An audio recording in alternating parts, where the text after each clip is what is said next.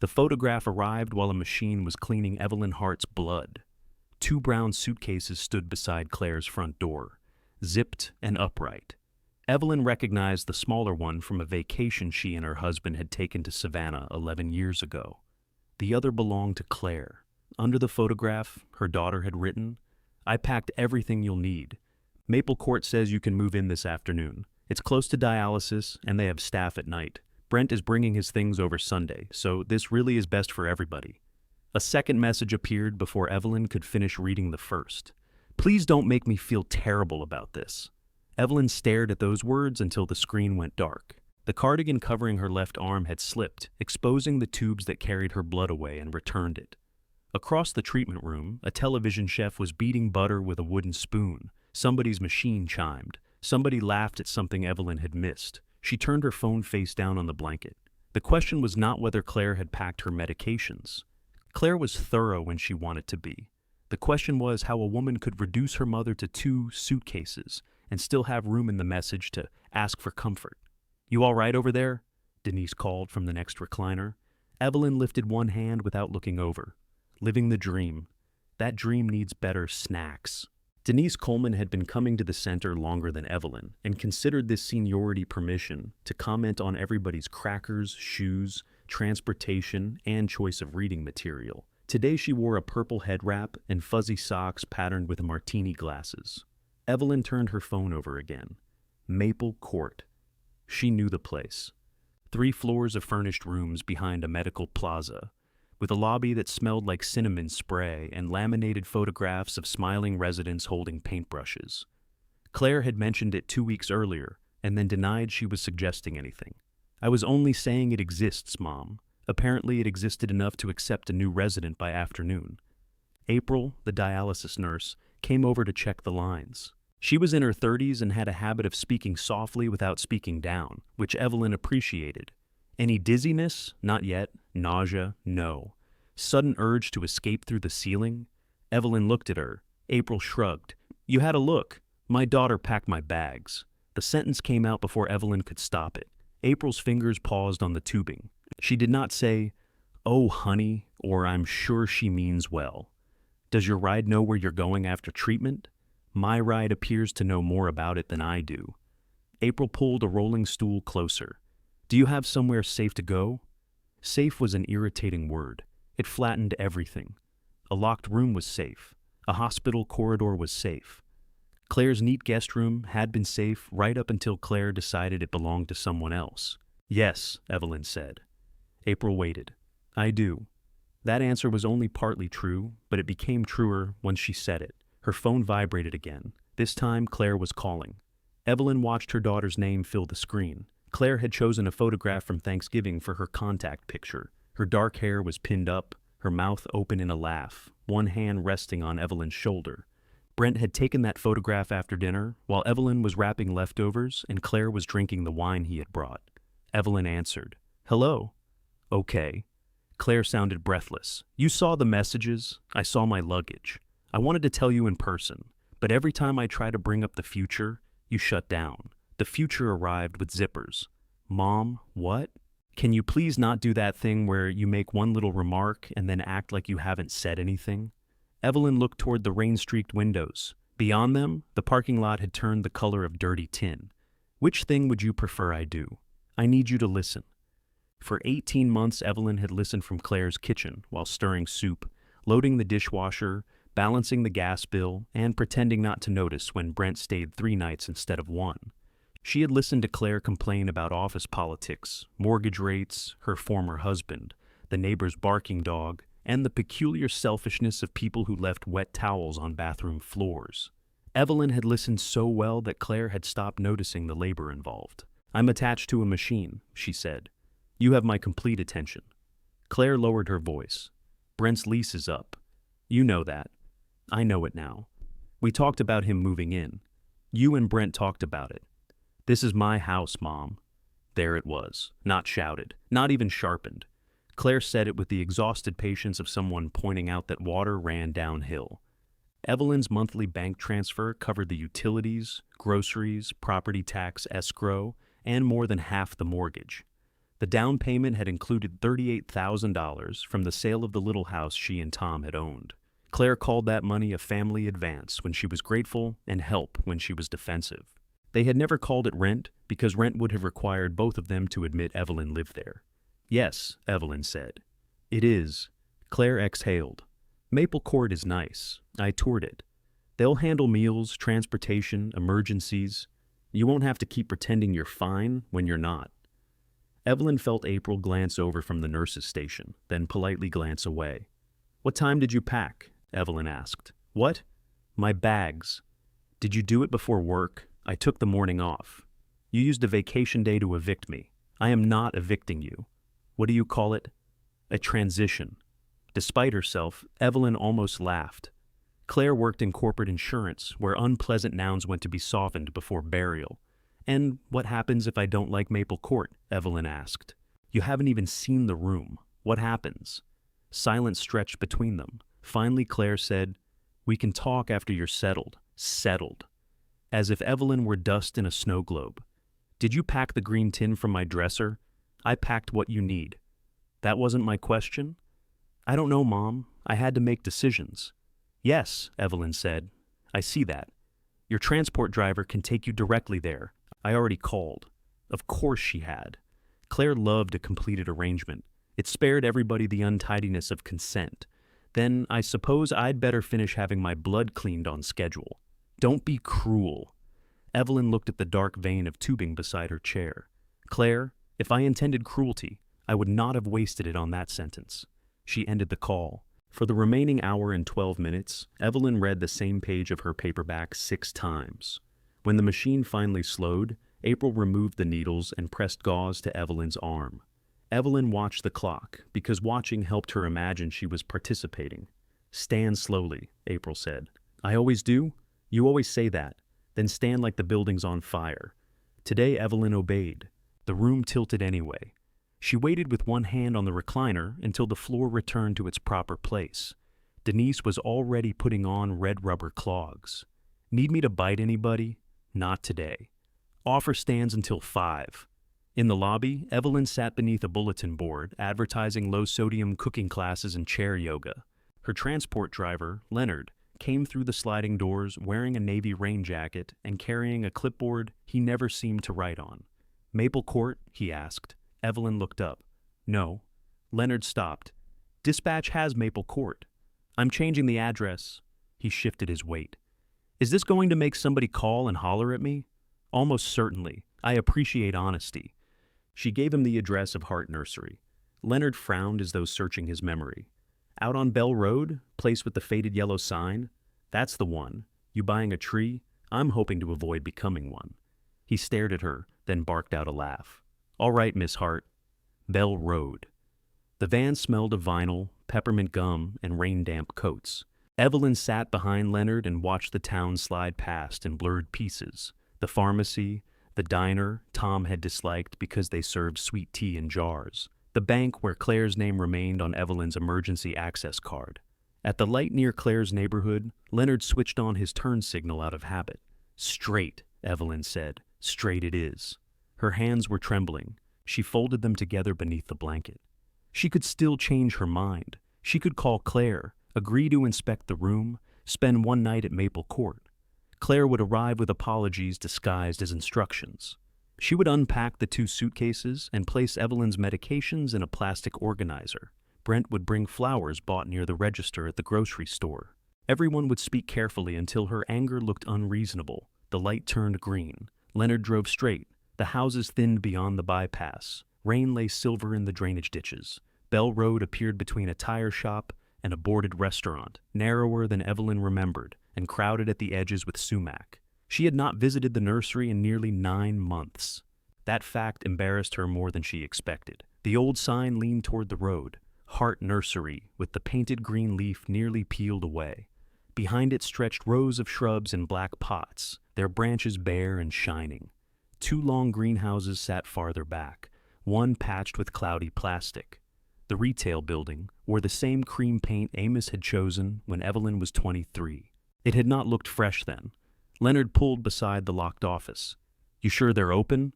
They're never entirely closed. That sounds either comforting or illegal. Evelyn reached for the door handle, but Leonard came around before she could argue.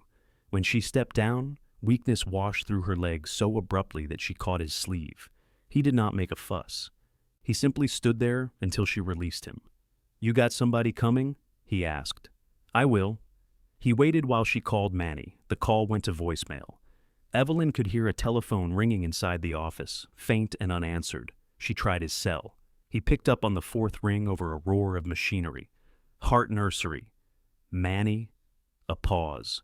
The machinery stopped. "Evelyn, I'm at the office." Another pause, longer this time. Why? It was exactly the question she could not answer without losing the little strength she had left. "I need a key," she said. The side door of the far greenhouse opened. Manny Alvarez stepped out carrying a wrench. His gray work shirt darkened with water down one side. He squinted through the rain toward her, then began walking fast. He had grown heavier since she last saw him, or perhaps more solid. His beard was mostly gray. He looked at Leonard, the blanket around Evelyn's shoulders and her bandaged arm. Then he looked behind her for luggage she did not have. "What happened?" he asked. Evelyn lifted her chin toward the seasonal studio behind the greenhouse. "Does the shower still take 10 minutes to get warm?" 12. "And the roof?" "Leaks near the window if the rain blows east." "It's blowing west, so far." Leonard glanced between them. "I'm going to assume this counts as somebody coming." Manny ignored him. His eyes stayed on Evelyn's face. He did not touch her, which was almost enough to undo her. "Your father's desk is covered in invoices," he said. "I don't need the desk. The studio hasn't been cleaned. I didn't ask if it was clean." A corner of Manny's mouth moved, not a smile. Recognition, perhaps. He took the ring of keys from his belt. Behind them, tires hissed on the wet road. A silver SUV turned beneath the faded sign and came up the drive too quickly. Claire stopped beside Leonard's van. For one suspended second, nobody moved. Then Claire got out, leaving her door open to the rain. She looked from Evelyn to Manny to the nursery buildings, and her face changed as she understood that the address on the transport app had not been a mistake. "You cannot stay here," she said. Manny looked at Evelyn. Evelyn looked at the two suitcases visible in the back of Claire's SUV. "Set them by the office," she said. Claire stared at her as if Evelyn had spoken in a language she ought to understand, but had chosen at the last minute not to. "Set them where?" "By the office. It's raining." Then, under the awning. "Mom, you're not listening. You cannot live at a garden center." "Nursery," Manny said. Claire turned on him. "Excuse me?" "A garden center sells patio cushions and wind chimes. This is a nursery." "Manny," Evelyn said, "I'm clarifying." Claire shut her car door hard enough to rock the vehicle. She had come straight from work. Her gray trousers were creased, her black blouse still tucked in, and an employee badge hung from a blue cord around her neck. Evelyn had seen that badge resting on the kitchen counter every night for 3 years. She had wiped spaghetti sauce off it, untangled it from Claire's purse strap, once driven 12 miles to deliver it after Claire left it at home. Now, even the familiar photograph on the badge looked like it belonged to a woman who handled claims efficiently. "Maple Court is expecting you," Claire said. "They'll be disappointed. I paid a deposit." "With whose money?" Claire's expression flickered. "Mine." "Then perhaps you can live there." Leonard made a sound that might have been a cough. He opened the van's driver's side door. "I'm heading out," he said. "Miss Hart, you have the dispatch number." "She's not staying," Claire told him. Leonard looked at Evelyn. "You have the dispatch number," he repeated, and climbed inside. The van backed down the drive. Its red lights disappeared beyond the leaning sign, leaving Evelyn with no easy way to undo what she had done. Claire watched it go. "Unbelievable." "What part?" "You let a medical driver abandon you here?" "I changed my destination." Adults are allowed to do that. Adults who can stand up by themselves, maybe. Manny's head turned slightly. Evelyn wished he had not heard. She tightened the blanket around her shoulders. "Bring the suitcases." "No." "Then leave them." "I'll get them tomorrow." "How? Are the hydrangeas going to drive you?" "Hydrangeas," Manny said, "are terrible with directions." Claire glared at him. "Could you give us a minute?" "No," Evelyn said. "It's his nursery, too." The words settled badly. Legally, the land and buildings were Evelyn's. Everybody standing there knew it. But Manny had opened the gates, repaired the pumps, unloaded trucks, soothed customers, and coaxed one more season from the place while Evelyn signed tax forms and avoided Bell Road. Calling it his had been easy from a distance. Saying it in front of Claire felt like confessing how completely another person had carried what Evelyn inherited. Claire folded her arms. Fine. Does he know what happens if your blood pressure drops tonight? Does he know your diet? Your medications? What if you fall? Then we'll plant her shallow so she can get out, Manny said.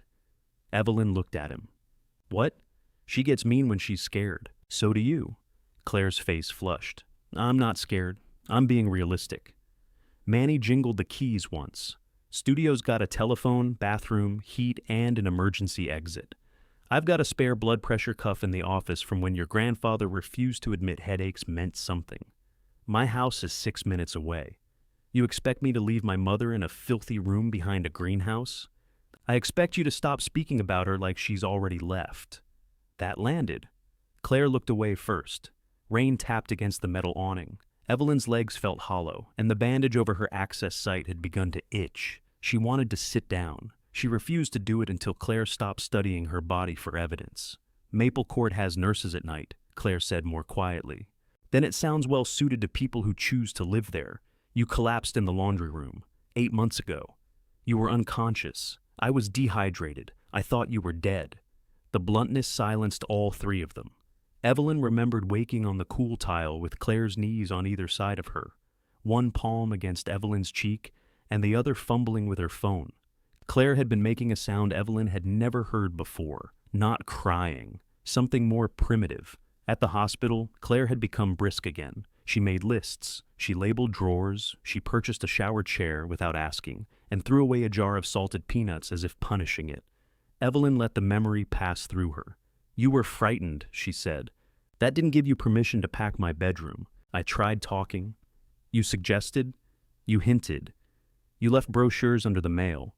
You never asked me what I wanted because you knew the answer. I knew you'd say no to anything that made sense. Exactly. Claire pressed her lips together. For a moment she looked young, not like a child, but like the 25-year-old woman who had once called Evelyn from a gas station after realizing her first marriage was over. Evelyn had driven 4 hours through sleet, then spent the next 6 months making decisions so Claire would not have to. At the time, Evelyn had called that love. Claire opened the back of the SUV. I put your medicines in the blue case, she said. The red sweater is still damp, so I left it hanging in the laundry room. You have enough clothes for at least a week. I'm not going back in a week. Then what are you doing? I don't know yet. That's not a plan. No, it's Tuesday. Claire pulled out the first suitcase and wheeled it beneath the awning. The wheels caught in the gravel, forcing her to lift it. She set it down harder than necessary. Manny reached for the larger one. I can manage, Claire snapped. I know. Something in his answer disarmed her. She let him take it. The green tin? Evelyn asked. I didn't see it. Top dresser drawer. I didn't go through every drawer, only the ones she had deemed necessary. And the ceramic dog? Claire hesitated. What ceramic dog? The ugly one? Oh, that. I thought it was just what? Claire closed the back of the SUV. I didn't pack it. Tom had bought the little dog at a roadside gift shop during their first trip together. Its eyes pointed in slightly different directions, and one ear had broken during a move. Evelyn did not particularly like it. She had kept it for 43 years. Bring it when you bring the rest of my things. The rest, the blue dress, Tom's shirts, the green tin, my sewing box, the photographs from the hallway. Mom, Maple Court is furnished. There isn't room for an entire house. I'm not going to Maple Court. Claire rubbed both hands over her face, smearing rain across her cheeks. Where are you going? Evelyn looked toward the old studio. Ivy had climbed one corner, and a gutter sagged above the door. Inside, Manny took both suitcases. Claire stood beside her car, waiting for Evelyn to soften. Evelyn had softened for doctors, creditors, funeral directors, her husband, her father, and both of her adult children. She had softened until nobody believed there was a shape beneath it. Call me when you're ready to be reasonable, Claire said. I called you this morning. You ended the call. You ended the conversation before you packed the bags. Claire got into her SUV. Before closing the door, she said, Brent thinks you're doing this to break us up. I have never needed to work that hard to dislike Brent. Manny coughed into his shoulder. Claire drove away without replying. Evelyn watched until the silver SUV vanished, then reached for the nearest suitcase. Manny moved it out of range. Absolutely not. I can roll it. On gravel? I've seen luggage before. You've also had 3 liters of fluid pulled out of your body. 2.4. Oh well, start lifting tractors. He carried the suitcases toward the studio. Evelyn followed more slowly, furious at each careful step. The room was worse than she remembered. A narrow bed stood against one wall beneath a brown water stain. There was a small table, a 2-burner stove, and a refrigerator with a handwritten sign taped to it. Push hard. Stacks of empty nursery trays filled the only chair. Manny shoved the trays aside. Temporary storage, he said. Apparently everything is temporary. He gave her a look, but did not ask. The first suitcase contained 7 pairs of underwear, 3 bras, 2 nightgowns, 5 blouses, 4 pairs of elastic waist pants, slippers, sneakers, and the navy cardigan Evelyn was already wearing. Claire had rolled each piece to save space. The blue medication case sat on top of the second suitcase, along with toiletries sealed in plastic bags. Beneath them were Evelyn's paperback novels, her charging cable, the framed photograph of Tom standing beside a ridiculous snowman, and the old bottle of aftershave he had stopped wearing years before he died. Evelyn sat on the bed. She picked up the aftershave. Claire had wrapped it in 2 washcloths so it would not break. Manny busied himself with the heater. He struck the metal cover with the heel of his hand until the unit coughed warm air. She hates that smell, Evelyn said. Who? Claire. Says it smells like a barber shop. It does. She packed it anyway. Manny adjusted the vent. People are inconvenient. The room blurred. Evelyn blinked until it sharpened again. I'm not crying. Good. There's mildew. Tears will encourage it. She laughed once against her will. Manny found clean sheets in a cabinet and changed the bed, while Evelyn protested from the chair. He plugged in a lamp, tested the telephone, and put a bottle of water beside her medication case. You can stay at my house, he said. Luce uses the spare room maybe twice a year. I'm staying here. My couch is better than this mattress. Your couch would make me a guest. He tucked one corner of the sheet. You own the mattress. That's the spirit. You always were impossible after treatment. You haven't seen me after treatment in years. The rebuke slipped out before she could pull it back. Manny straightened. No, he said. I haven't. There were too many explanations available, none good enough for the room. Tom's decline, Amos's death. Evelyn's shame at letting the nursery become a place she discussed only at tax time. Manny's pride, which had allowed her distance because it also allowed him control. A telephone rang in the office. Manny glanced toward the sound. Let it. It could be a customer. It could be a man trying to sell us printer toner. It rang again. How bad is business? Evelyn asked. Rest. Manny? Bad enough that one phone call won't fix it. He pulled the door nearly closed behind him, leaving it open the width of his hand. Evelyn sat in the small, damp room, with her 2 suitcases and Tom's aftershave in her lap. The office telephone stopped. A few seconds later, it began again. She stood carefully, waited for the dizziness to pass, and walked toward the sound. The office door stuck at the bottom. Evelyn put her shoulder against it, immediately regretted the effort, and entered sideways when it gave. The telephone rang a 5th time. Hart Nursery, Evelyn speaking. There was a silence, followed by an older woman's cautious voice. Evelyn Hart?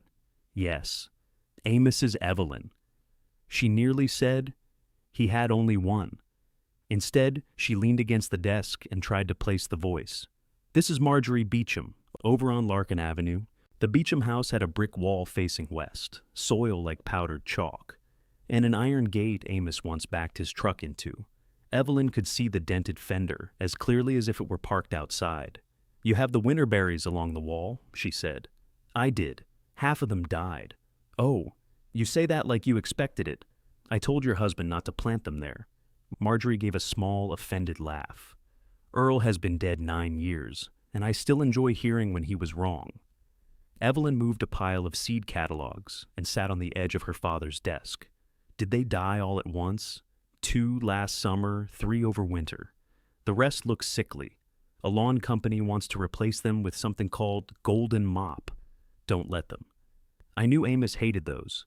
Amos hated anything with a cheerful name. That didn't always make him right. So you're working there again? Evelyn looked through the office window. Manny was crossing the yard toward the studio, carrying a mop bucket and what appeared to be an electric kettle. I answered the telephone. Well, it's about time somebody did. I called twice last week. Evelyn found a pencil beneath an invoice. I can come look at the wall Friday. Friday morning, after 10. She wrote Marjorie's name on the back of an envelope. Her hand cramped halfway through the address, making the final numbers climb uphill. I don't drive at night anymore, Marjorie said, so don't put me at the end of the day like Manny does. I won't. And tell him the dwarf spruce he sold me is not dwarf. No tree respects adjectives. Marjorie laughed properly this time. They settled on 10:30. After the call ended, Evelyn kept the receiver in her hand. The dial tone hummed against her ear. She had committed to being somewhere Friday, as if Wednesday and Thursday were guaranteed. Manny appeared in the doorway. I told you to rest. You told me one call wouldn't fix anything. Did it? No. But Marjorie Beecham still holds a grudge against a dead man, so the world remains stable. What does she want? Evelyn placed the envelope on the desk. Her winter berries are dying. I know. Earl planted them in construction fill. Earl's dead. Still his fault. You have Friday morning free? Manny set the bucket down. She called twice. Wouldn't tell me what she wanted. She wanted me. That must feel nice. It was not said cruelly. That made it worse. Evelyn looked around the office. Paper covered nearly every flat surface. Some stacks were orderly and clipped together. Others had grown around coffee cups, catalogs, gloves, and a cracked plastic pot containing 3 dead pens. A space heater sat beneath Amos's desk, unplugged. On the wall behind it hung the same calendar from the year he died, still open to October. You could have changed that, she said. You could have. Manny lifted the mop bucket again. I got the studio floor. Sit here if you have to sit somewhere. Manny, he stopped. How bad? I told you. No, you gave me a sentence designed to end a conversation. Learned from the hearts. She turned over the invoice beneath her hand. It was from a regional grower, stamped past due in red. The total was $6,480. A handwritten note promised partial payment by the end of the month. Another envelope bore the county seal. Evelyn knew what it contained because she had received an electronic copy and marked it to discuss with Manny. That had been 6 weeks ago. You said the Greenfield account paid, she said. They did. Then where did it go? Payroll, propane, insurance, and the property tax. I made the first payment. With what? His jaw moved. With what, Manny? My money. The room went very still. You had no right. He laughed once. That is a remarkable choice of words today. This business is not supposed to consume your retirement. It's supposed to consume yours? It already consumed most of my childhood. He set the bucket down again, carefully this time. You want to have this fight now? Fine. You own a business you haven't walked through in 9 months. You sign what Luz sends you, ask if we're all right, and believe me when I lie. I keep the place open because I don't know what else I'd be if I let it close. That's not your fault, but don't come in here after one phone call and start acting shocked by the price. Evelyn opened her mouth, then closed it. Outside, water dripped from the office gutter in a steady metallic rhythm. How much of your money? She asked. Not today. That means too much. It means you had dialysis 3 hours ago and got thrown out of your house 2 hours ago. I was not thrown out. Manny raised his eyebrows. My bags were packed. Oh, much more dignified. She wanted to argue, but the effort of remaining upright had begun to feel expensive. The edges of the office darkened slightly. Manny saw it. His anger vanished so quickly she resented him for that too. Sit down. I am sitting. Properly. He cleared a padded chair by pushing 2 cartons of plant labels onto the floor. Evelyn moved into it without thanking him. There's vegetable soup in the freezer, he said. Luce made it. Too much potassium. How do you know? Tomatoes, potatoes, beans. It could be frozen dishwater. You haven't seen it. I know Luz. Fair. He took out his phone. I'll get you something. I can feed myself. Excellent. Your kitchen currently contains half a box of tea and mustard dated 4 years ago. The mustard is probably fine. I'll put that in your obituary. He called a diner and ordered scrambled eggs, white toast, and grilled chicken without salt. Evelyn listened to him argue about whether black pepper counted as seasoning, then looked again at the past due invoice. She had enough in savings to pay it. Doing so would be simple, almost reflexive. For years she had solved fear by writing checks, delivering casseroles, taking over forms, making herself indispensable before anyone could decide she was inconvenient. She placed the invoice back where she found it. Her phone showed 6 missed calls, 4 from Claire and 2 from Nathan. A text from Claire read, "Are you safe?" Evelyn typed, "Yes." The reply came immediately. "Is Manny staying there tonight?" Evelyn did not answer. Another message appeared. "I need to know there's someone with you." She wrote, "I need the green tin, the dog, the blue dress, Tom's shirts, my sewing box, and the hallway photographs." 3 dots appeared, vanished, then appeared again. "I'm trying to keep you alive." Evelyn read it twice. She set the phone face down just as it began ringing. Nathan's name glowed through the thin case. "If I don't answer, he'll call the police," she said. "Your son calls on birthdays if the time zone math isn't difficult. He'll make an exception for drama," she answered. "Hello, Nathan?" "Mom, what the hell is going on?" No greeting.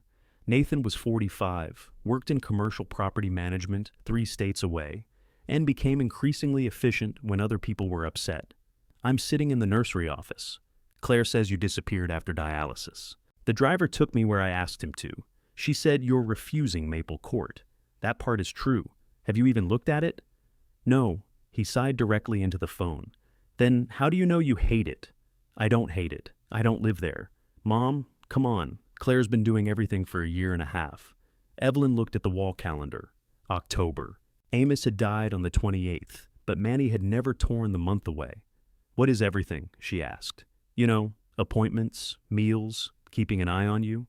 Claire has driven me to 4 appointments. I take medical transport to dialysis. I buy the groceries and cook most of the meals. That's not the point. Then what is? The point is that you need help.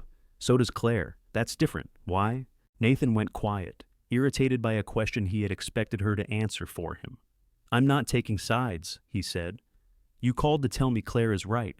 I called because I'm worried." "Worry is not a side. Do you want me to fly in?" The offer came too quickly. It was the sort of offer Nathan made when he expected it to be declined and wanted credit for the distance traveled in his imagination. "What would you do if you came?" "Help figure this out. Would you take me home with you?" Silence. Manny picked up the mop bucket and left the office. Nathan cleared his throat. "Our condo isn't set up for. Then don't tell me where I should live. That's unfair." "Yes." He seemed startled by her agreement. Evelyn softened her voice, not the answer. "I'm tired, Nathan. I'm safe. Call me tomorrow if you want to talk to me. Don't call if you only want to manage Claire's feelings. Mom, I love you." She ended the call before he could decide whether to say it back. Dinner arrived in a foam container. Evelyn ate half the eggs and 1 piece of toast in the studio, while Manny tightened a dripping faucet. He had brought an old portable television from the office, but it received only 1 channel, where 2 men discussed fishing with the solemnity of diplomats. At 9, Manny finally agreed to go home, after writing his number on a paper towel and taping it beside the telephone. "I already have your number," Evelyn said. "Then think of it as decoration." She lay awake listening to unfamiliar sounds. Rain ticking on the greenhouse roof, pipes shifting in the wall, the low mechanical breathing of a heater somewhere beyond the studio. Each time she began to drift, she saw Claire's hands rolling her clothes into compact bundles. Near midnight, metal clanged outside. Evelyn sat up. A second clang followed, then a deep shudder traveled through the wall. She put on her slippers and opened the door. Light glowed from the nearest greenhouse. Through its fogged plastic, she could see rows of dark plants and a large heater trembling on its base. The machine coughed, caught, then settled into a rough roar. Her father used to strike that heater with a rubber mallet and call it preventive maintenance. Evelyn stood beneath the awning until cold reached through her cardigan. For the first time all evening, she wondered whether Claire had been right about one thing. Wanting a place did not make it capable of holding her. A delivery truck woke her after dawn by leaning on its horn. She dressed and reached the office as Manny was arguing with the driver beside a pallet of bagged soil. "I can't unload without payment," the driver said. "You unloaded last month. Last month your account wasn't cash only. Manny saw Evelyn and closed his eyes briefly. The driver held out an invoice. 1842. Evelyn could feel Manny waiting for her to reach for her checkbook. She did not. Put it back on the truck, she said. Manny's eyes opened. We need the soil, he said. Then we need $1,800. And how do you suggest we get it? Behind him, the office telephone began to ring. Evelyn looked at the truck, the unpaid pallet, and the long rows of plants beyond it. By answering that, she said. The caller wanted to know whether Hart Nursery still delivered to the west side. We do, Evelyn said, watching the driver tighten a strap over the soil pallet. Depending on the order, I need 24 azaleas, 3-gallon, white if you got them. My landscaper says he can put them in Friday. Manny, standing outside the open office door, made an urgent slicing motion across his throat. Evelyn turned her chair away from him. Where are they going? Around the front of Franklin House. She knew the property, an old reception hall with a circular drive and deep shade from 2 enormous oaks. Amos had supplied its original rhododendrons. Most had died because the owner insisted on watering them with whatever schedule was convenient for the lawn. You don't want azaleas, Evelyn said. I'm looking at the landscaper's list. Is the sprinkler system still watering that bed every morning? A pause. I assume so. Then 24 azaleas will give you a lovely 3-week display followed by a funeral. Manny stopped signaling. The caller introduced herself as Dana Rollins, the new manager.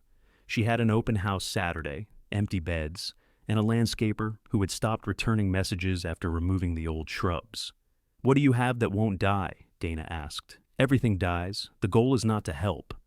Dana laughed despite the impatience in her voice. Evelyn asked about sunlight, drainage, the color of the building, and whether guests brushed against the bed when entering. As Dana answered, Manny came inside and wrote on the margin of a catalog, Inkberry, 18 good, 7 maybe. Sweet Spire, 30, no delivery Friday. Evelyn underlined the last words with the pencil. We have Inkberry, she told Dana. Evergreen, cleaner shape than what you had, and less dramatic about wet feet. 18 would fill the space if your landscaper knows how to stagger them. Can you send me pictures? Yes. Manny shook his head. And I'll need a deposit before we hold them, Evelyn added. Half. Your company never required that before. Our company has made several mistakes before. Dana asked the price. Evelyn covered the mouthpiece. Price? 38 each, Manny said. She uncovered it. 42. His eyebrows rose. Delivery? 125. 150, Evelyn told Dana. Manny's mouth twitched. The woman complained, calculated, and finally agreed to come inspect the plants that afternoon. It was not a sale. No money had changed hands. But when Evelyn hung up, the delivery truck was still in the yard. Tell him to wait, she said. He charges by the minute after 8. Then be charming. I've used my annual supply. The driver refused to split the shipment, but he agreed to return at the end of his route if they had payment. As his truck pulled away with the soil, Manny stood in the empty space it had occupied. We could have paid him, he said. With your retirement, with the operating account. How much is in it? Enough. For the soil or Friday's payroll? His silence answered. Evelyn pushed herself up from the office chair. Show me the inkberries. Can you walk that far? Don't start. I'm asking. You're asking with your face already arranged around the answer. He considered that. Can you? Yes. Slowly. The inkberries occupied 2 rows behind the second greenhouse. Their leaves were dark and glossy from the rain, and the pots stood in black puddles on the ground cloth. Evelyn touched the first plant, bending a branch between her fingers. Leggy, she said. New growth fills in. This one has leaf spot. That one's in the 7 maybe. You said 18 good. There are 18 good. She moved down the row, counting. By the 9th pot, her breathing had changed. By the 12th, the muscles in her thighs felt as though she had climbed a hill. Manny dragged over an overturned bucket without comment. I don't need that. Then it'll enjoy the scenery. Evelyn sat. He continued inspecting the plants. His hands were thick, nails rimmed with soil, movements gentler than his voice. He separated the 18 good shrubs, turning each pot so the fuller side faced the aisle. These aren't the old compact variety, Evelyn said. No. Which cultivar? Strong box? I don't know it. Came out while you were gone. The phrase contained no accusation this time. That made room for the truth. "Tell me about it," she said. Manny glanced at her, then explained the plant's shape, growth rate, and tolerance for pruning. He had trialed 6 before ordering a larger batch. 2 had failed in the summer heat. 4 had done well. Evelyn listened without pretending prior knowledge. When he finished, she said, 42 is still fair. 44 would be fair. You said 38. I panicked. You criticized my charm. A white sedan turned into the drive. Luz Alvarez parked beside the office and got out with a canvas tote on one shoulder and 2 coffees in a cardboard tray. She was 3 years older than Manny and wore her silver hair cut close around her face. Her gaze found Evelyn on the bucket, then traveled to the studio door and the suitcases visible inside. "Manny said you were here," she called. "He did not say you had moved in." "I didn't use the phrase moved in," Manny said. "You said, Evelyn's in the studio and won't leave." "That is accurate." Luz handed Evelyn a coffee. "Decaf. 1 sugar. If the dialysis people object, they can drive out here and fight me." Evelyn wrapped both hands around the cup. "You remembered? I remember everybody's coffee. It's why I dislike them personally." She gave Manny the other cup and kept none for herself. Inside the office, Luz opened her tote and removed 3 thick folders, a calculator, and a yellow legal pad. Manny groaned. "You called her?" Evelyn asked. "He did not," Luz said. "I checked the business account this morning and saw that our soil supplier tried to run a payment that would have left $11.16. I came to kill him." "We sent the soil back," Manny said. "Then I'll injure him."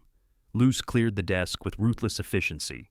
Invoices went into one stack, customer orders into another, trash onto the floor beside Manny's boots. Evelyn sat across from her. "How much has he put in?" "Evelyn," Manny warned. Luz looked at her brother.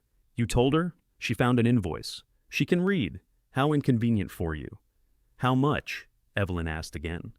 Luz opened the first folder. 12,000 over 14 months. Some came back when larger accounts paid, so he is personally short 7,300. Manny moved toward the door. "Sit down," both women said. He remained standing, but did not leave.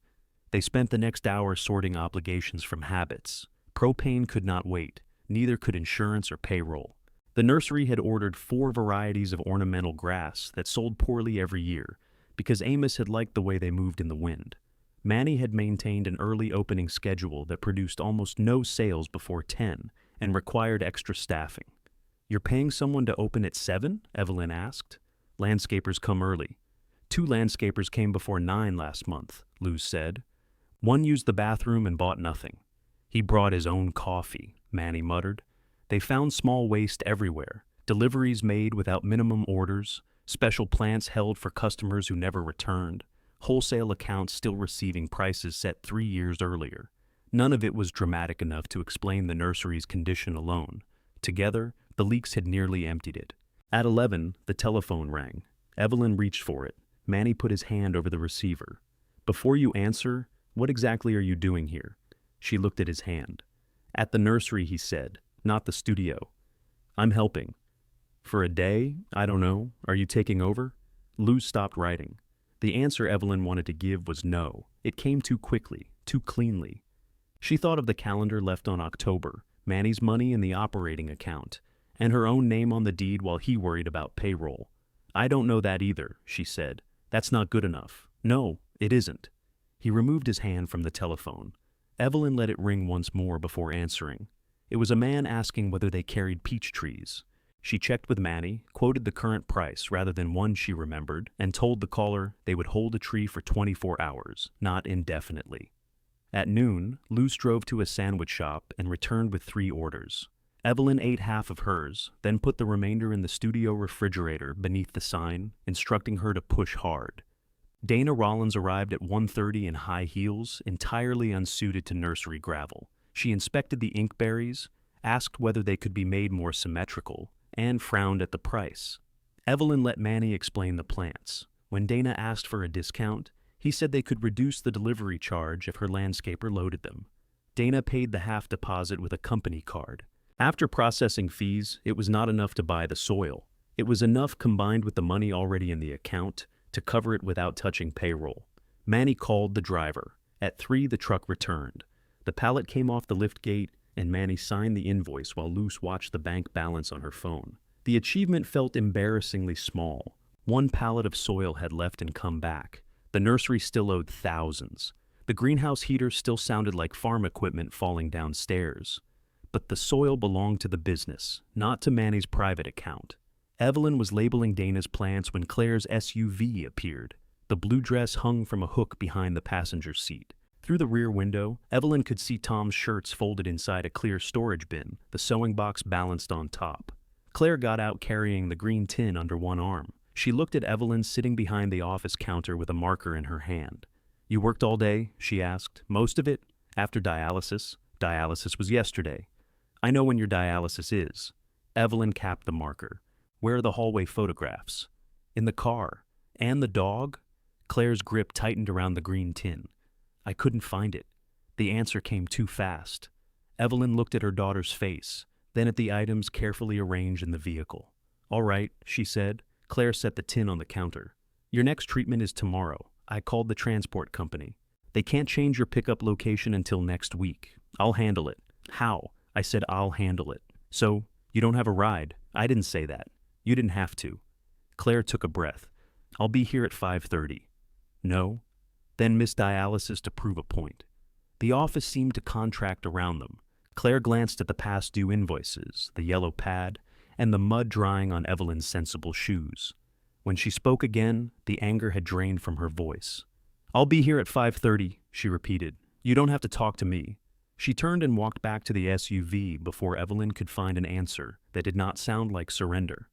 Claire opened the rear hatch and lifted out the clear bin. Evelyn stayed behind the counter. She could have helped with the sewing box or taken the blue dress from its hanger, but accepting the ride in the morning already felt like stepping onto uncertain ground. She would not make the evening easier by pretending they were engaged in an ordinary move. Claire carried the bin into the studio and returned without comment.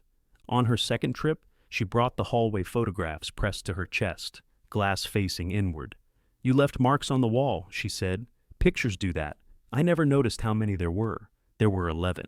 Tom fishing from a dock, Nathan squinting into the sun at his college graduation, Claire on her second wedding anniversary, before the marriage had begun to spoil, in ways visible only after the fact. Amos standing beside a truckload of dogwoods, his expression suggesting the photographer had interrupted important work. Claire placed the photographs on the counter. "Where do you want these?" "I'll decide. I can hang them." "I'll decide." Her daughter's mouth tightened, but she nodded. The blue dress looked too formal for the office. Claire hooked it over the studio door, where the skirt hung above a stack of empty pots. She had covered it with a dry cleaning bag, even though it had not been cleaned in years. Last came the green tin. Its paint had worn away at the corners. Inside were Evelyn's marriage certificate, Tom's discharge papers, a handful of letters tied with ribbon, 2 pieces of jewelry she rarely wore, and a receipt for the ceramic dog. Tom had put the receipt there as a joke after she complained that nobody would believe he had paid $6 for something so ugly. Claire watched her open the lid. "You didn't pack any of that the first time," Evelyn said.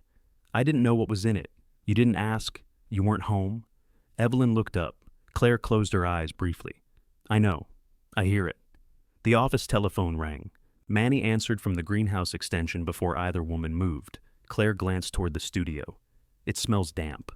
"It is damp. That's bad for your access. My access is bandaged. An infection doesn't care. Neither does mold generally. This is what you prefer?" Evelyn closed the tin. "This is what I chose. That isn't the same thing. No, it's more important." Claire absorbed that without replying. Through the window, Manny crossed between the plant rows carrying a coil of hose. He did not look toward the office, though Evelyn suspected he had timed his route to remain visible. "I'll be here at 5:30, Claire said. "You don't have to come back after treatment." "Who's bringing you?" "Manny. Does Manny know that?" "He will." A short laugh escaped Claire before she could stop it. Evelyn nearly smiled in return, but the moment folded up between them. At the door, Claire turned. "Brent moves in Sunday. I remember. I'm not changing that. I didn't ask you to." Claire stood with one hand on the frame, searching Evelyn's face for the argument she had prepared to defeat. "What do you want me to do?" she asked. "Tonight, in general." It was a larger question than either of them could safely answer in a damp office at the end of a workday. "Find the dog," Evelyn said. Claire's gaze dropped. 5:30, she left. Manny waited until her taillights reached Bell Road before entering the office. I can take you tomorrow. I told her you would. I heard. You were listening? The greenhouse phone carries sound. Also, you both talk louder than you think. You have work. I own a clock. I can rearrange it. It's settled then. No. You already settled it with 2 people before asking me. Evelyn stared at him. He took a peppermint from the jar beside the register and unwrapped it.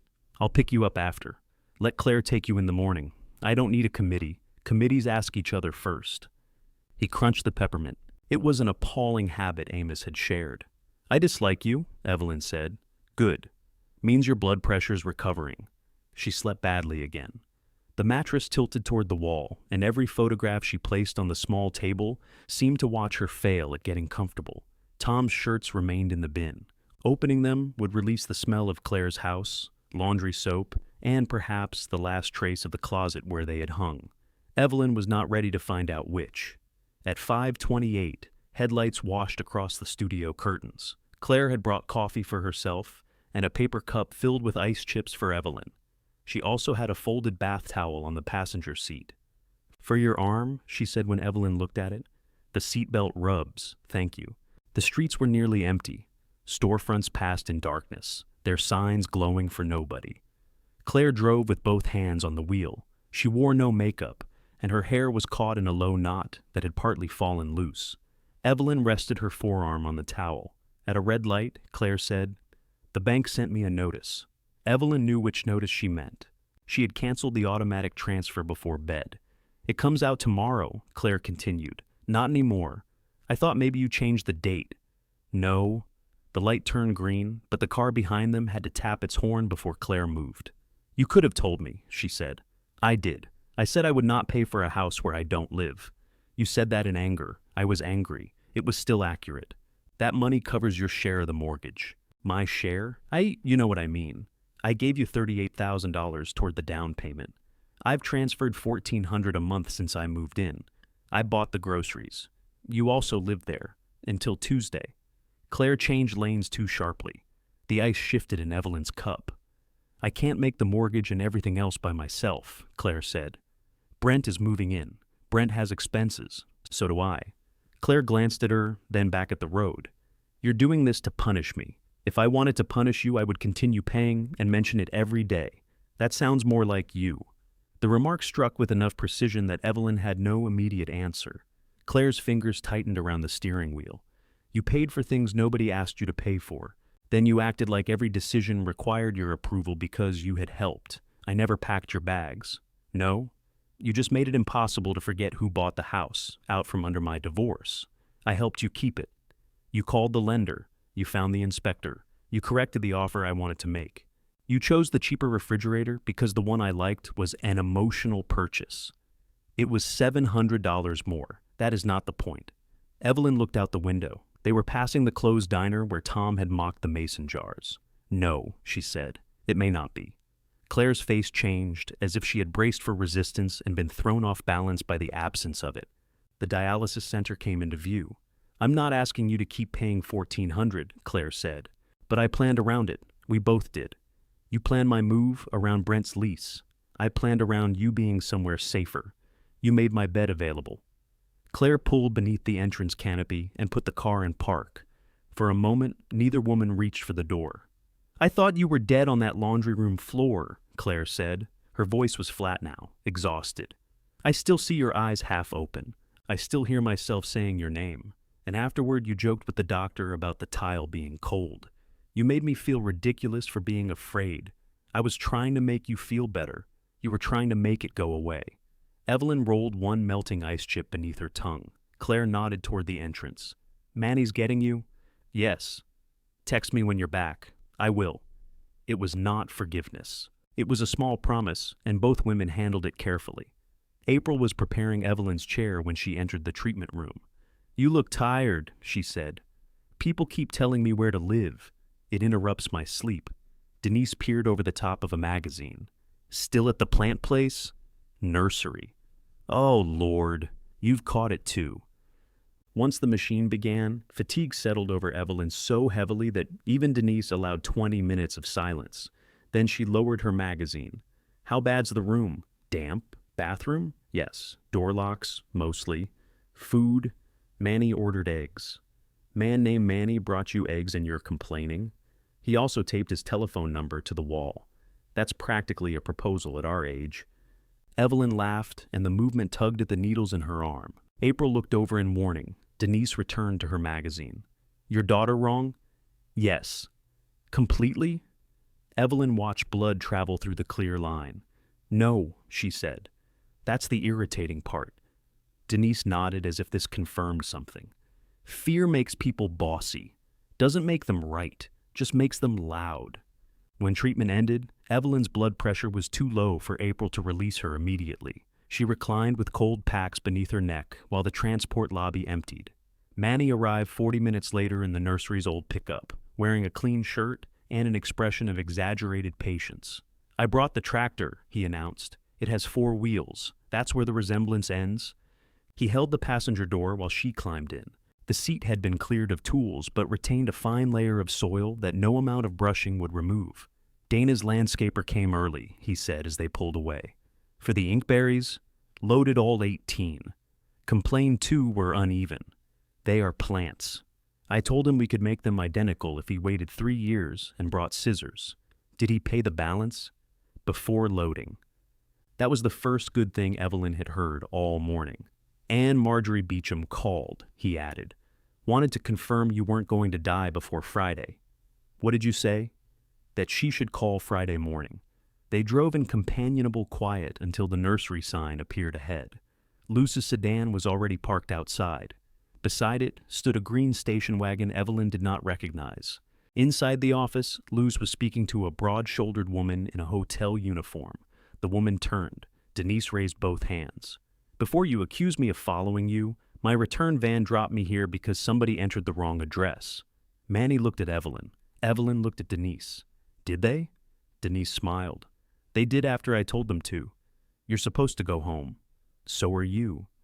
Denise leaned against the counter. Luce says your telephone hasn't stopped ringing because people heard Amos's Evelyn answered it.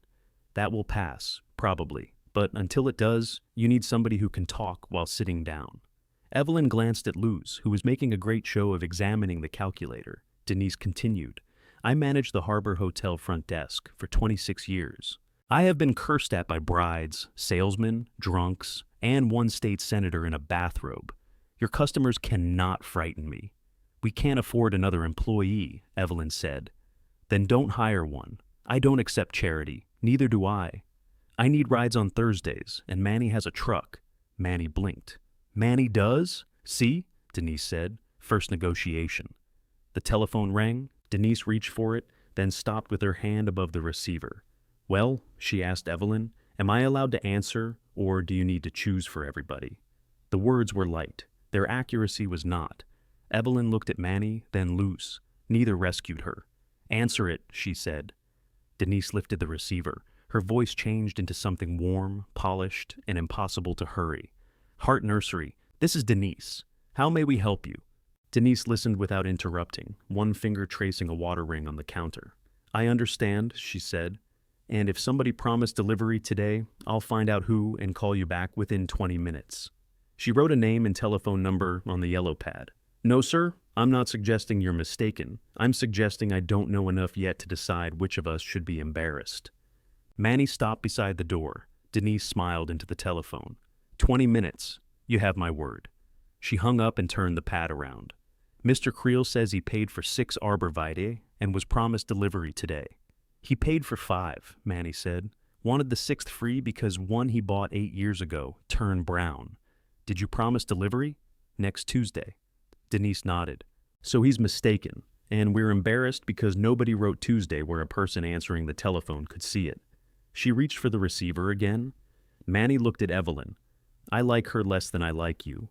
High praise, Denise said. The second conversation took 4 minutes. Denise persuaded Mr. Creel that Tuesday had always been the better day, sold him a bag of starter fertilizer, and made him thank her before disconnecting. Luz drew a box around the new total on her pad. If you are exchanging work for rides, the value still goes in the books. I don't need to be paid for a few calls, Denise said.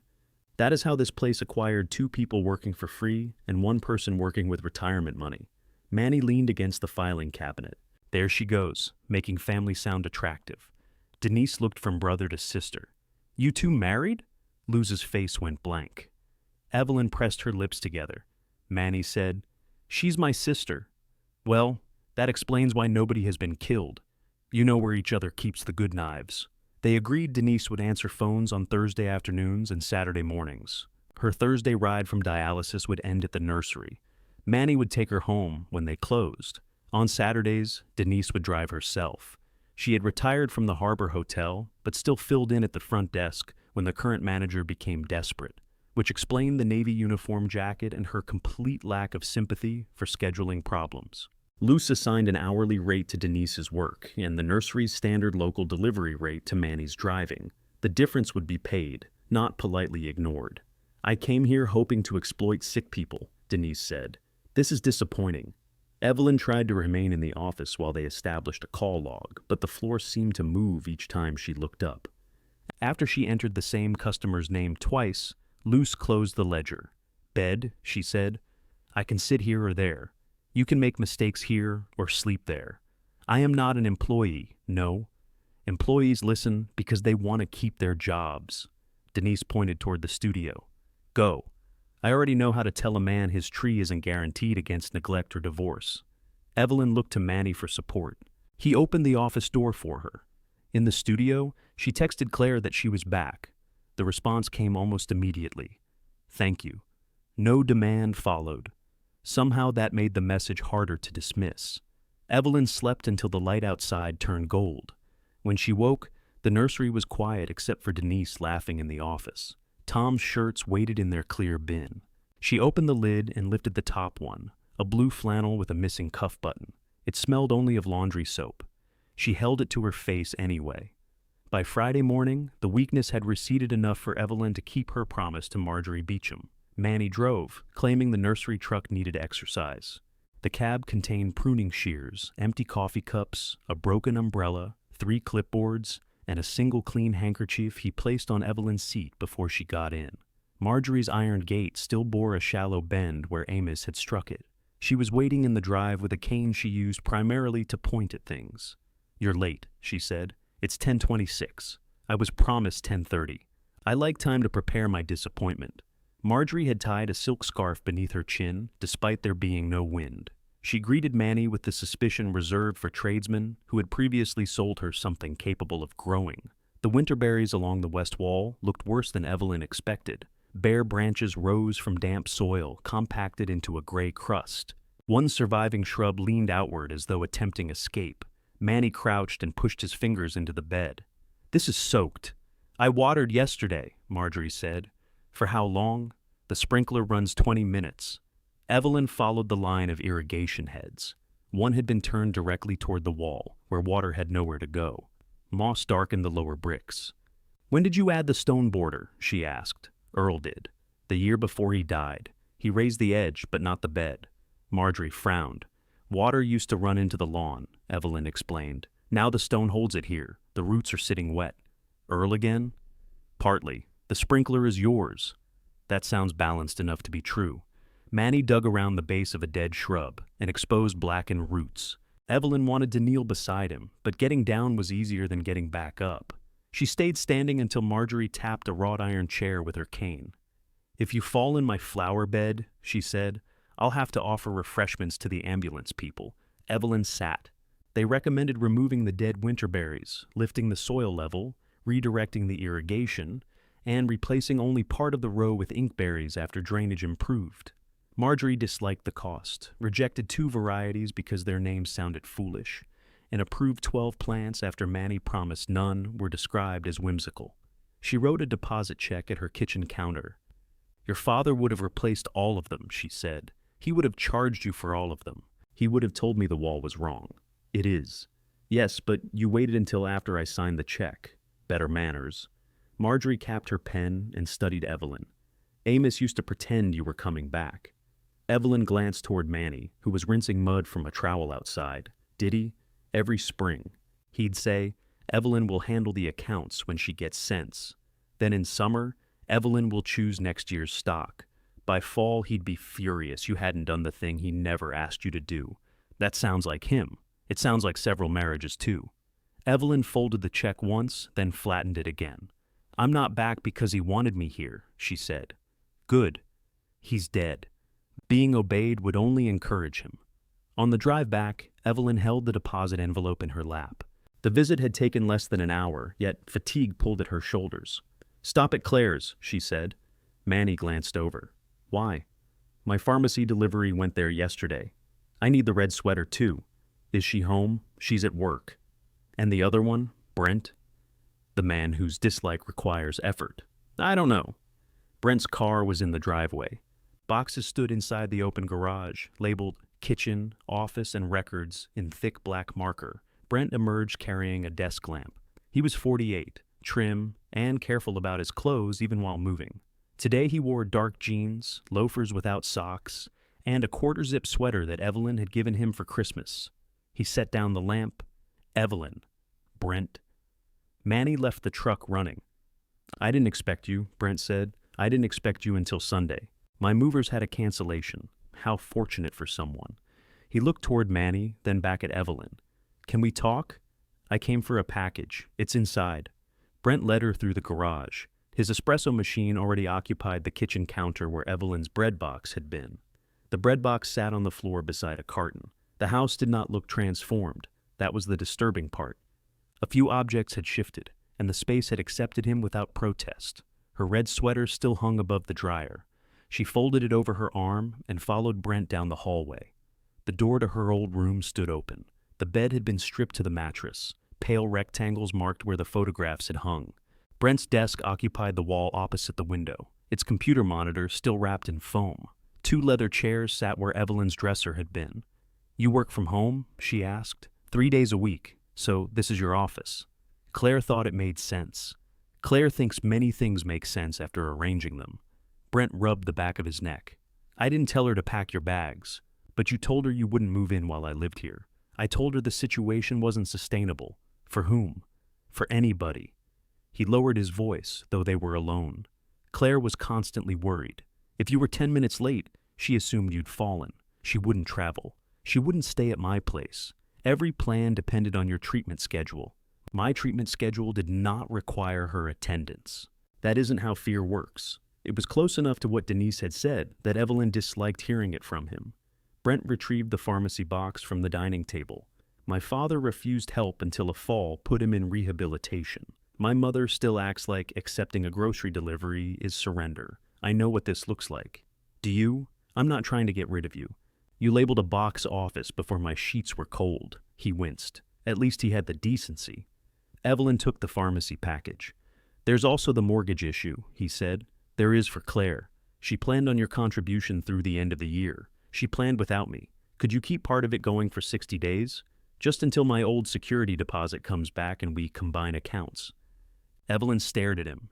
You moved into a house you cannot afford unless the woman you displaced keeps paying for it. That isn't fair. No, she said. It isn't. Brent stepped back. Claire said you would turn this into money. Claire packed my medicine before she packed my marriage certificate. She turned it into money. On the counter near the front door sat Evelyn's spare house key, the one she had carried for 18 months. Claire had apparently removed it from her keyring before delivering the suitcases, then left it there because she could not decide what came next. Evelyn placed her own key beside it. The ceramic dog was nowhere in the room, on the shelves, or among the objects Claire had set aside. Brent watched her look. Missing something? My daughter knows what. She walked out carrying the pharmacy box and red sweater. Manny said nothing until they had turned onto Bell Road. Then he glanced at the sweater in her lap. Get what you needed. Evelyn looked back once, though the house had already disappeared behind the trees. Enough to stop going back, she said. A dark rental sedan was parked beside the office when they returned. Nathan stood beneath the awning, with a wheeled suitcase at his feet. He wore a tan raincoat over the clothes he used for traveling, pressed shirt, dark trousers, shoes too polished for gravel. At 45, he had Tom's height and Evelyn's habit of holding his mouth tight when displeased. You told me not to fly in, he said as she climbed out of the truck. I remember, so I flew in. That approach must be useful in marriage. He reached for the pharmacy box. Evelyn let him take it, partly because her arms were tired and partly because refusing every kindness had begun to feel like another form of surrender. Nathan looked at Manny. You must be Manny. Still? I'm Nathan, I figured. Claire's shorter. Manny carried Marjorie's deposit into the office, leaving them beside the truck. Nathan studied the nursery. His attention moved automatically to the sagging gutter, patched greenhouse plastic, cracked paving, and peeling trim. He managed commercial properties for a living. Buildings confessed to him. Is that where you're staying? He asked. The studio, yes. It looks condemned. It isn't. Have you had it inspected? By whom? The king? I'm serious. So am I. There is no king. He picked up his suitcase and followed her inside. The room had improved slightly since Tuesday. Manny had removed the nursery trays. Luce had brought a rug that disguised most of the stained floor, and Evelyn had arranged the hallway photographs along the wall rather than hanging them. The blue dress remained behind its plastic on the door. Nathan put down the box. He opened the bathroom, ran the tap, looked beneath the sink, and pressed 2 fingers against the brown mark near the window. You're checking for moisture, Evelyn said. I'm finding it. It rained. Water inside is generally considered a defect. Manny said the roof leaks when rain blows east. And that reassured you? It was blowing west. Nathan turned. This isn't funny. No, it's a room. You have end-stage kidney disease. I'm familiar with the diagnosis. You need a stable environment. Buildings are your answer to everything. Buildings matter. People decide what happens inside them. He looked at the narrow bed, her medications, and Tom's shirt still folded in the clear bin. Anger left his face. What replaced it was worse. The tender expression people used when they had moved from argument to management. I toured Maple Court this morning, he said. Evelyn sat on the edge of the bed. Of course you did. It's clean. The rooms are larger than this. They have transportation, an emergency call system, renal meal plans. Did you choose curtains? Would you stop? You flew 3 states to inspect a room. I refused. I flew here because you asked whether I'd take you home and then hung up. I asked. You didn't answer. Our condo has stairs. So does Maple Court. It has an elevator. You've solved it then. Nathan rubbed his forehead. Why are you fighting everyone? Because everyone arrived with an address. He sat in the chair opposite her. His knees nearly touched the bed. You cannot live behind a failing business forever. I've been here 3 nights, and you're already paying its bills? No. He looked toward the office. Claire said the nursery is in trouble. Claire didn't know I was living here until Tuesday. She looked it up. Tax records, business filings. Evelyn's irritation sharpened. You both discovered research after discovering conversation was difficult. How much is this costing you? Nothing yet. Yet. The studio was part of the property before your grandfather died. The unit was permitted for seasonal workers. It has heat, water, and electricity. That heater sounds like a helicopter. It's ambitious. Mom, she folded the red sweater over her lap. Manny put $7,300 of his own money into this business. I learned that yesterday. He has kept it running while I avoided looking too closely. If anyone has been exploited here, it isn't me. Nathan glanced toward the doorway. Maybe he kept it running because he expected you to rescue it. Manny expects everybody to disappoint him. It saves time. So, what's the plan? I'm working on one. He gave a disbelieving laugh. Claire said that too. What else did Claire say? That you canceled the transfer without warning, that you went to the house while she was at work and got into it with Brent, that you left your key. Those things are true. She can't cover the mortgage alone. Then, it is fortunate she is no longer alone. Brent's moving expenses are not my illness. Nathan stood. The room was too small for his frustration, and he struck his shoulder against the blue dress. The hanger rattled. You gave her the down payment, he said. You offered to help monthly. Now you're using money to make her feel what you feel. The accuracy of it struck before Evelyn could defend herself. She had canceled the transfer because she no longer lived there. That was arithmetic. She had also known, while pressing the button, exactly what fear the missing money would produce in Claire. Both could be true. I will pay my portion of the utilities through Tuesday, she said. I will not pay the mortgage after being removed. Nathan waited, perhaps expecting more. That is the fair answer, Evelyn said, not the most painful one. Some tension left his shoulders. Come stay at my hotel, he said. Just while we sort this out? No, it has a proper roof. So does the county jail. You compare every option to confinement. You present every option with a checkout date. Before Nathan could answer, Claire's voice came from outside. Is she here? Evelyn closed her eyes. Nathan looked guilty. I told her my flight landed. You formed a committee. I informed my sister. Claire entered the studio without knocking. She had changed out of work clothes, but still wore her employee badge. Her gaze went first to the green tin, then the photographs, then the red sweater in Evelyn's lap. You went into the house when I wasn't there. It was still my address at the pharmacy. You spoke to Brent. He spoke to me. He said you accused him of being broke. I described the arrangement. Nathan stepped between them, an act so familiar from their younger years that all three seemed to notice it at once. We're not doing this, he said. Claire folded her arms. You called me. I didn't call you here to fight. Why did you call her here? Evelyn asked. Nathan turned his palms upward. Because we need to decide what happens next. No, Evelyn said. I need to decide. You may decide what you are willing to do. Claire laughed bitterly. There, that's Mom. She turns everything into an assignment. Because both of you keep offering opinions instead of effort. I packed an entire room, Claire said. Yes. The words stopped her. Evelyn placed the sweater beside her. You packed the things that made me maintainable. You arranged transportation. You found renal meals. You took a vacation day. You did a great deal of work. That does not make the decision yours. I thought you would refuse because you refuse everything. I accepted your ride yesterday, after backing yourself into a corner, and you only offered it after creating the corner. Nathan sank into the chair. Could we lower the temperature about 40 degrees?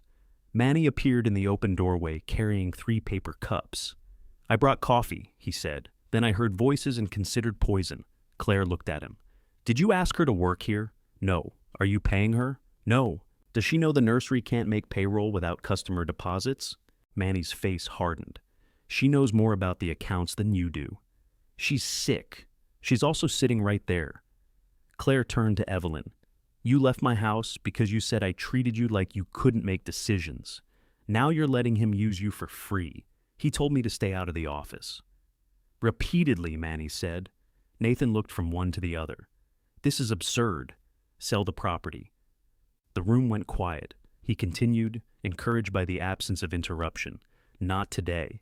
Get it appraised, pay the debts, repay Manny, use what's left for somewhere decent. You don't have to save every broken thing Granddad touched. Manny set the coffees on the table. Evelyn felt the old reflex rise, to reject the idea because Nathan had spoken it, because selling was the answer Amos's enemies had offered, because surrender and choice could look identical from a distance. Instead, she asked Manny, do you want to sell? He stared at her. No? Lose? Ask lose. I will. Nathan spread his hands. And what do you want? I want to know whether this place can support itself without eating Manny's retirement or mine. If it cannot, I will decide what to do. How long does that take? Longer than 3 days. Claire leaned against the doorframe. For the first time since arriving, she looked tired rather than angry. What do you want from us? She asked. Evelyn considered giving the answer she had always given. Nothing. Nothing was clean and proud and poisonous. I need the rest of my mail, she said. Once a week is enough. I need my transport address changed, which I have already arranged for next week. Nathan, if you want to help, look at the studio roof and tell me what is actually urgent, not what offends you professionally. He nodded slowly. Claire, stop calling Maple Court. The deposit is yours. Use the room yourself. Take up painting. Manny coughed into his fist. And the dog, Evelyn said. Bring it back. Claire's eyes moved toward the photographs. I told you I couldn't find it. You packed Tom's aftershave, which was behind 3 shoeboxes in the closet. You found the dog. Color rose along Claire's neck. Nathan looked at her. What dog? An ugly ceramic dog, Claire said. It's nothing. Then why keep it? I didn't say I kept it. You didn't have to, Evelyn said. Claire pushed away from the door. I have to go. Nathan stood. Claire? No. She's made up her mind about what I did. You packed my bags while I was in dialysis. I know what I did. The force of her voice silenced them. Claire's eyes shone, but she did not cry. I know every shirt I folded. I know which pills were in the blue case. I know I forgot the dress and remembered the aftershave. I know. She walked out. Nathan began after her, then stopped when Evelyn spoke. Let her go. You always say that after pushing someone to the door. He followed his sister. Evelyn sat very still. Manny handed her one of the coffees. For the record, it's terrible. She drank. It was. The next morning, she found Nathan on a ladder beside the studio. He wore old jeans purchased recently enough to retain their fold lines and a sweatshirt from his college. A rented tool bag rested in the mud. You stayed, Evelyn said. He didn't look down. My return flight's Sunday. That isn't what I said. I know. He pressed a probe against the trim near the gutter. The roof itself has 2 or 3 years if the flashing gets repaired. The gutter is pulling water behind the siding. Window seal needs replacement. None of that explains the floor. What does? Old leak or plumbing. I'm tracing it. From the office, Denise's polished voice floated through the open door. Manny was showing a customer the peach trees. Luce sat at the desk entering Marjorie's deposit. Nathan climbed down and looked across the busy yard. I thought it was dead, he said. So did I. Is it? Evelyn watched Manny lift a pot and immediately put it down when the customer shook his head at the price. Not yet, she said. That's all we know. Nathan found the source of the damp floor behind the studio refrigerator. An old copper line supplying its ice maker had been capped years earlier, badly. Each time the water pressure changed, the cap released a fine spray into the wall. There's an ice maker? Evelyn asked. There was an ice maker. There is currently an irrigation system for mold. He shut off the line, cut away a square of softened paneling, and set a fan in front of the opening. The damage smelled unpleasant but had not reached the framing. Manny inspected Nathan's work with his arms folded. You cut that crooked, he said. It's a temporary opening? Temporary things are where permanent problems breed. You run a greenhouse heater by hitting it. Different system. The two men looked at each other. Evelyn said, I would like to remind you both that I can hear. Neither acknowledged her. By 10, cars occupied most of the gravel lot. A mild Saturday had drawn people who wanted to believe spring had arrived earlier than it had. Manny moved between the trees and shrubs while Luce operated the register. Denise sat at the second desk with the telephone, wearing a red blazer from her hotel years, and an expression suggesting the nursery had been placed under competent management for the first time in its history. A man returned the peach tree he had bought 2 hours earlier. My wife says it's too small, he told Denise. How tall is your wife? He blinked. What? I'm trying to understand her expectations. The tree stood nearly 6 feet in its pot. She thought it would look more established. It will. That is the service provided by time. The man looked toward Evelyn for support. Evelyn examined the tree's healthy buds. We can exchange it for the larger size, she said. The difference is $80, and we'll charge delivery if it doesn't fit in your vehicle. He looked offended by both numbers. Denise smiled. Or you can take this handsome young tree home and enjoy being right before your wife for perhaps 6 months. He kept the tree. Nathan watched the exchange from the office doorway. Do customers always come here to argue? They come to be reassured that money can make nature obedient, Evelyn said. Can it? Not for $80. He spent the morning replacing the window seal, then created a repair list on one of Luce's legal pads. He divided it into urgent before winter and cosmetic. The sagging gutter was urgent. Peeling paint was cosmetic.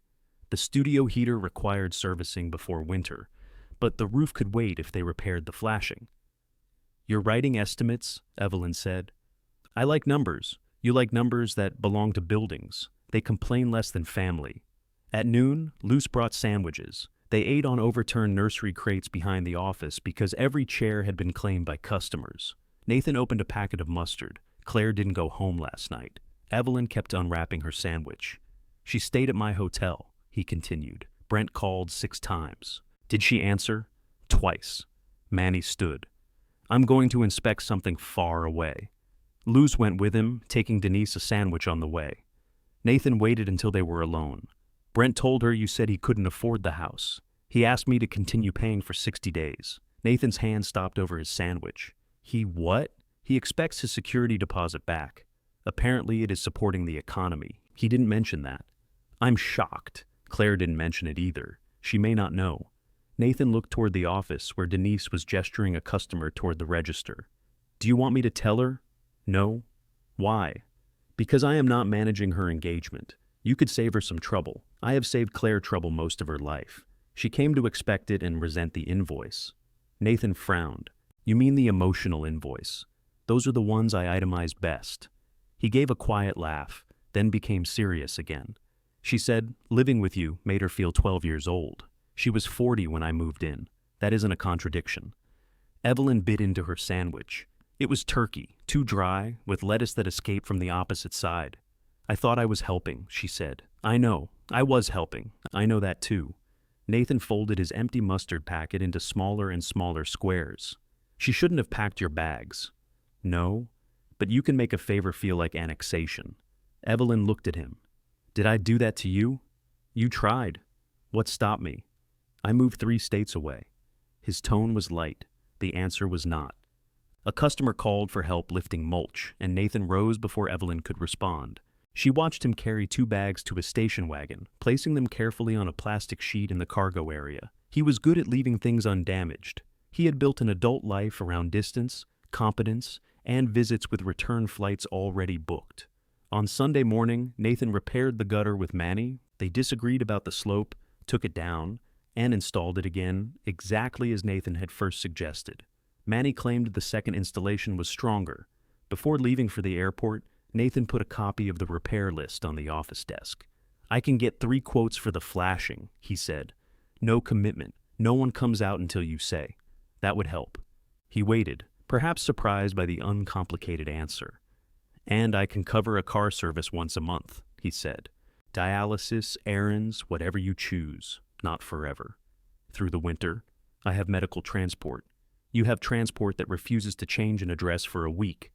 That is 1 incident. Then use my offer for 1 incident a month. Evelyn looked at the man her son had become, capable of practical generosity so long as its edges were clear. All right, she said. 1 ride a month. I choose when. He nodded. I'll send you the number. You book it. No surprise arrival. No address selected for her. At the sedan, he hugged her carefully, protecting her left arm without making a performance of it. When he released her, he said, I'm still going to send information about Maple Court. Then I'm going to send you listings for ground floor condominiums. That seems fair. He left. Monday began with a call from an old wholesale customer who had heard Hart Nursery was under new management. Evelyn corrected him, though she could not quite explain what the management was now. Manny still decided what to grow. Lou's controlled payments. Denise had established rules for answering calls that everybody followed because breaking them resulted in a look capable of peeling paint. Evelyn worked at the second desk. On mornings she did not have treatment. After dialysis, she slept. This arrangement lasted 4 days before she tried to answer the telephone from the studio, and Denise disconnected the extension. You hung up on me, Evelyn said later. You were slurring. I was tired. The customer thought we kept a drunk in the back. The next Thursday, Evelyn remained in bed until Manny drove Denise home. Accepting the limitation felt less like wisdom than defeat. But the orders entered correctly, and the nursery did not collapse in her absence. They required deposits for special orders. They stopped holding plants without names and dates. Luce raised wholesale prices by 6%, and lost 1 account that had been unprofitable for 2 years. Manny complained for an entire afternoon, then used the freed greenhouse space to spread out the inkberries. Marjorie's bed was repaired in stages. Manny redirected the irrigation, added drainage, and raised the planting line. Evelyn attended the final placement of the 12 shrubs, but stayed seated on Marjorie's iron chair while Manny worked. I used to do that faster than he does, she said. You used to have knees, Marjorie replied. The nursery's first full payroll after Evelyn's arrival cleared without Manny adding money. Luce printed the bank confirmation and taped it over the dead October calendar. Nobody celebrated. Manny bought donuts and denied the 2 events were related. Claire sent Evelyn's mail each Friday in a brown grocery bag. The first bag appeared outside the studio while Evelyn was at Marjorie's. The second was delivered to Denise, who refused to say whether Claire had stayed to talk. The ceramic dog was not in either. There were no more requests for mortgage money. Evelyn learned from Nathan that Claire and Brent had postponed combining their accounts.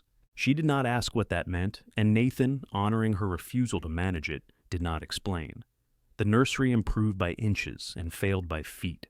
A batch of lavender developed root rot, forcing Manny to destroy 60 plants. A restaurant canceled a patio order after choosing artificial greenery online. Propane prices rose. The weekend's brisk sales were followed by 3 rainy days when the register barely covered Denise's hours. Luz completed a 12-month projection and placed it in front of Evelyn and Manny. "If we operate next winter exactly as we did last winter," she said, "we lose $14,000 before January." Manny leaned over the figures. "Spring sales cover winter losses." "Not the last 2 springs. We had bad weather. Weather is a condition of selling plants." Evelyn traced the expense lines. Labor was not the largest problem. Heat was. "We use both greenhouses all winter?" she asked. "One for young stock, one for the less hardy shrubs," Manny said. "Can we consolidate?" "Not at current volume." "Then current volume is the question." He sat back. "You want to stop growing? I want to stop heating plants we may never sell. You can't rebuild stock in March because the sun comes out." "I know." "Do you?" "Because answering phones for 3 weeks doesn't make this a flower shop." The old temptation rose in Evelyn. Invoke the deed, make the decision, dare him to refuse. She let the silence remain uncomfortable instead. "What would you cut?" she asked. Manny looked down at the projection. "Nothing," he said. "That is not an answer. It's mine." He left the office. Luce closed her calculator. "He thinks reducing stock means admitting Amos's nursery is gone. Amos's nursery has been gone 7 years. Tell him, not me." Evelyn found Manny in the propagation house, pinching damaged leaves from the lavender that remained. "My father valued variety because it made him feel prepared," she said.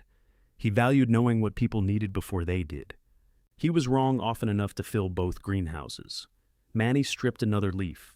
"If we cut too far," he said, "customers go somewhere else. Then they don't come back. If we don't cut, there may be nowhere to come back to." He dropped the leaf onto the bench. "Give me a week?" "For what?" "To make a list I can hate." It was the nearest thing to agreement available. The heater in the larger greenhouse failed that same afternoon. It did not stop completely. It ignited, ran for 7 minutes, then shut down with a hollow bang. Manny restarted it twice before calling a technician. The technician removed the front panel and spent 40 minutes testing wires, valves, and the ignition control. He emerged with dust on his sleeves. "I can keep it running for now," he said. "But the control board is obsolete, burners worn, blower motor is pulling high amperage. You're past repair making financial sense." "How far past?" Evelyn asked. "Replacement system? Installed?" 5,800 depending on venting." Manny stared into the greenhouse. "And if we don't replace it?" Luz asked. The technician wiped his hands. "Maybe it runs 2 more years. Maybe it quits tonight. Old equipment doesn't give notice because you asked nicely." After he left, the heater caught again. Warm air moved through rows of plants that had no idea what it cost to keep them alive. Manny picked up his list of winter stock. Without looking at Evelyn, he tore it in half. "That wasn't the list I asked for," she said. "No." He placed the pieces in the trash and pulled a clean order sheet from the bench. "This one's going to be smaller," he said. "I'm still going to hate it." Evelyn stood beside him while he began again. Manny began with the ornamental grasses. He drew a line through 2 varieties, hesitated over a third, then restored one of the first 2.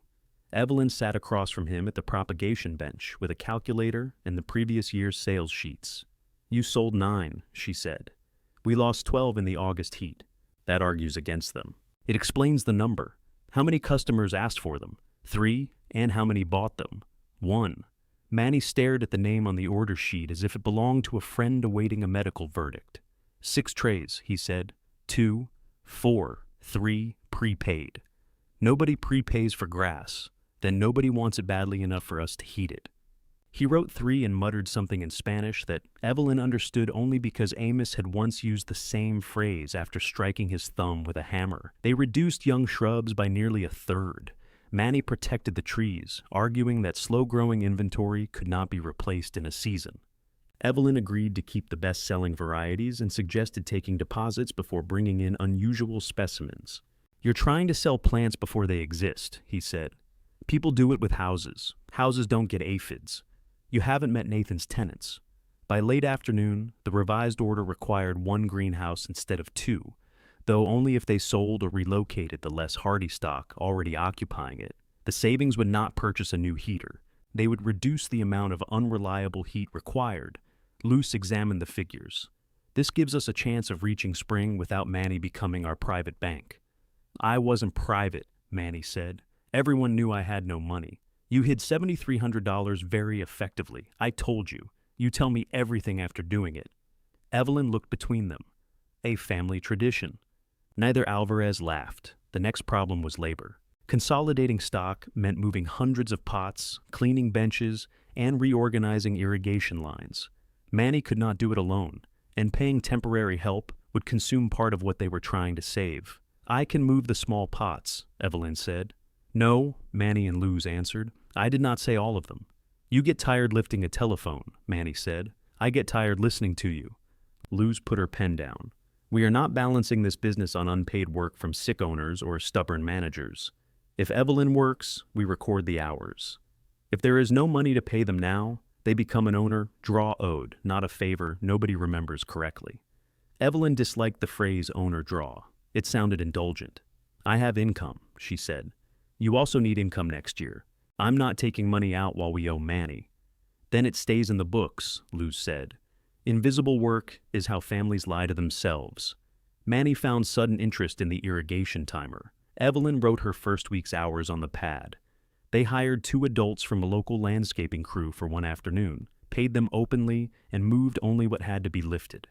Evelyn labeled sections from a chair. She resented the chair until Manny misplaced 30 dwarf conifers by ignoring her labels, at which point she treated it as a command post. Denise called customers whose special orders had gone uncollected. Several no longer wanted the plants.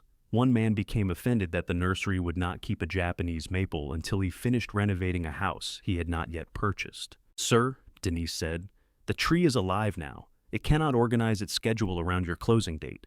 3 customers paid deposits. 2 collected their plants.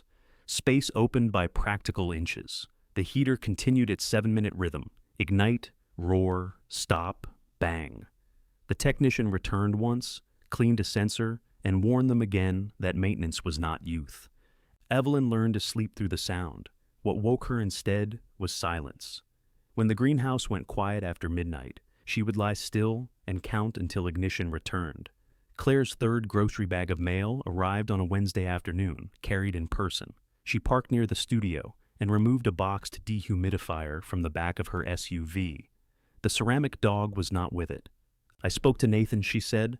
That must have been exhausting. He said the wall was damp. He said a pipe leaked. Nathan likes defects to have precise locations. Claire rested both hands on the box. I bought this. I kept the receipt. If you don't want it, I'll return it. The sentence sounded rehearsed. Evelyn looked at the picture on the carton. The machine was small enough for the studio and had an automatic shutoff. All right, she said. All right, return it. All right, I'll use it. Claire's shoulders lowered. They carried it together, Evelyn taking the lighter end despite Claire's objection. Inside, the fan still blew across the opening Nathan had made. The wood had dried, and Manny had cut a rectangular patch for the wall, but had not installed it. Claire surveyed the room. The hallway photographs now stood on 2 narrow shelves Manny had mounted. The blue dress remained on the door because Evelyn had nowhere else to hang it. Tom's shirts occupied 1/2 of the small wardrobe. It looks better, Claire said. It no longer grows its own weather. Claire unpacked the dehumidifier. She read the instructions completely, then stopped with the plug in her hand. Where do you want it? Evelyn pointed beside the bathroom door. Claire placed it there and ran the cord along the wall so it would not cross the floor. When she switched it on, the unit hummed with modest purpose. Thank you, Evelyn said. Claire folded the cardboard flaps inward. Brent thinks I should return it. Why? He says you've made it clear you don't want our help. Our? My help. That isn't what I said. He says I'm letting you punish me and then rewarding you for it. Evelyn sat on the bed. What do you think? Claire continued folding the box long after it was flat. I think canceling the transfer was partly meant to hurt. Yes. Her daughter looked up. It was also fair, Evelyn said, but I knew it would hurt, and part of me wanted you to understand what I had contributed. That doesn't sound like an apology. It isn't finished. Claire waited. I should not have made money into authority when I lived with you. I helped because I loved you. Then I behaved as though helping entitled me to judge your choices. The refrigerator. The refrigerator was overpriced. Claire's expression sharpened. And yours to choose, Evelyn added. A reluctant smile appeared and vanished. I should have asked before I handled things, Evelyn said. I believe solving a problem made asking unnecessary. Claire's fingers stilled on the box. So we're the same. No? Claire looked wounded, then suspicious. You packed my bags during dialysis, Evelyn said. We are not going to smooth that down because I have regrets of my own. I didn't ask you to. You wanted me to say I caused it. I wanted you to admit there was a reason I knew you would never agree. There is a reason. There is not permission. They sat with the distinction. Outside, a forklift beeped as it reversed. Claire turned toward the sound. Through the studio window, Manny was moving pallets between the greenhouses. He still drives it too fast, she said. You remember? I remember Granddad shouting that the brakes were a suggestion. He shouted that after he refused to replace them.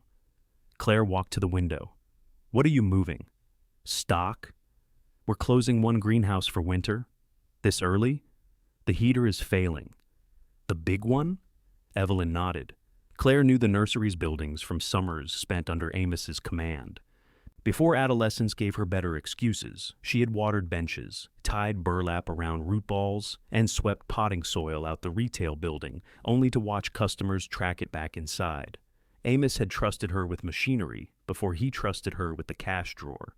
Claire put on her jacket. Where are the frost covers? In the shed, I assume. They used to be under the west benches. Granddad said the shed mice made bedding from them. That was years ago. They're probably still there. She carried the flattened carton outside before Evelyn could ask whether she intended to stay. The covers were exactly where Claire remembered, rolled around lengths of pipe beneath the west benches. Most were dusty, but usable. Claire helped Manny pull them free, then stood at one end while he examined the fabric for tears. You still know the slip knot? He asked. I know a better one. Your grandfather said the knot wasted cord. My grandfather reused cord until it became hair. Manny handed her a length. Show me. Claire tied it quickly, hands moving from memory. For the next hour, she helped label and roll the covers while Evelyn worked on the inventory sheet nearby. None of them called the labor reconciliation. It was simply work that needed doing. When Claire finally left, she paused at the office counter. Brent and I are figuring out the money, she said. I'm not asking. I know. Does he know you bought the dehumidifier? He knows. Did you tell him you were staying to help? Claire picked a strand of burlap from her sleeve. I don't report my hours to him. The answer contained more than Evelyn was entitled to inspect. After the SUV disappeared, Manny placed Claire's neatly tied cover on top of the pile. Better not, he said. The following morning, a regional garden club, called after one of its members, received Marjorie's recommendation. They wanted Heart Nursery to host a small clinic for people bringing in plants that had stopped thriving. Evelyn's first impulse was to say yes. Manny's first was to say they lacked space. Denise asked the relevant question. Are they paying us? The club agreed to a modest hosting fee. Attendees would register in advance, and the nursery would offer soil, pots, and replacements without promising miracles. Luz scheduled it for a non-treatment Saturday. We can fit 12 around the propagation tables, Manny said. 10, Evelyn answered. 12 people bring 20 plants and 30 opinions. They settled on 10. The clinic filled within 2 days. It did not transform the business, but it sold potting mix, 6 planters, 3 shrubs, and enough replacement houseplants to justify repeating it. More importantly, several customers returned the next week because nobody had made them feel foolish for killing something. Evelyn led part of the clinic seated at the end of a table. When a woman apologized for overwatering a peace lily her late sister had given her, Evelyn showed her how to trim the damaged roots and said, "Care can drown a thing too. Roots need air as much as they need water." The woman nodded with grave attention.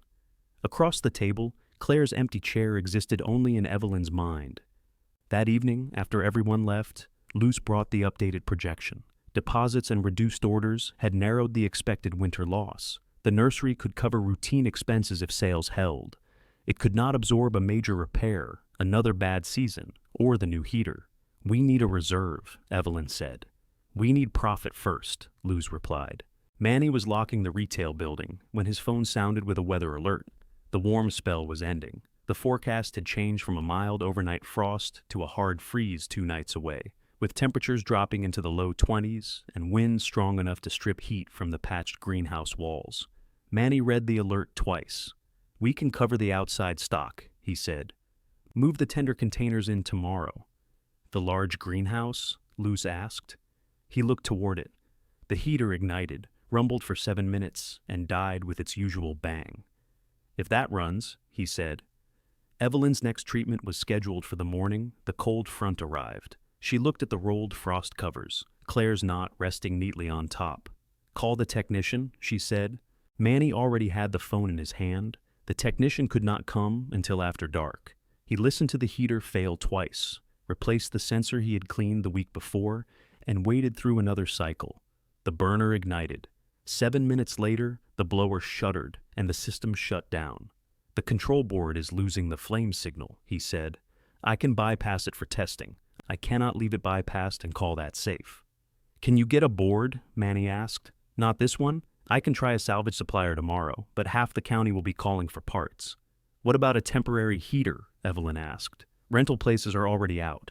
You can buy portable propane units, but you'd need ventilation and someone monitoring them. Don't run those unattended." Manny looked toward the rows of plants.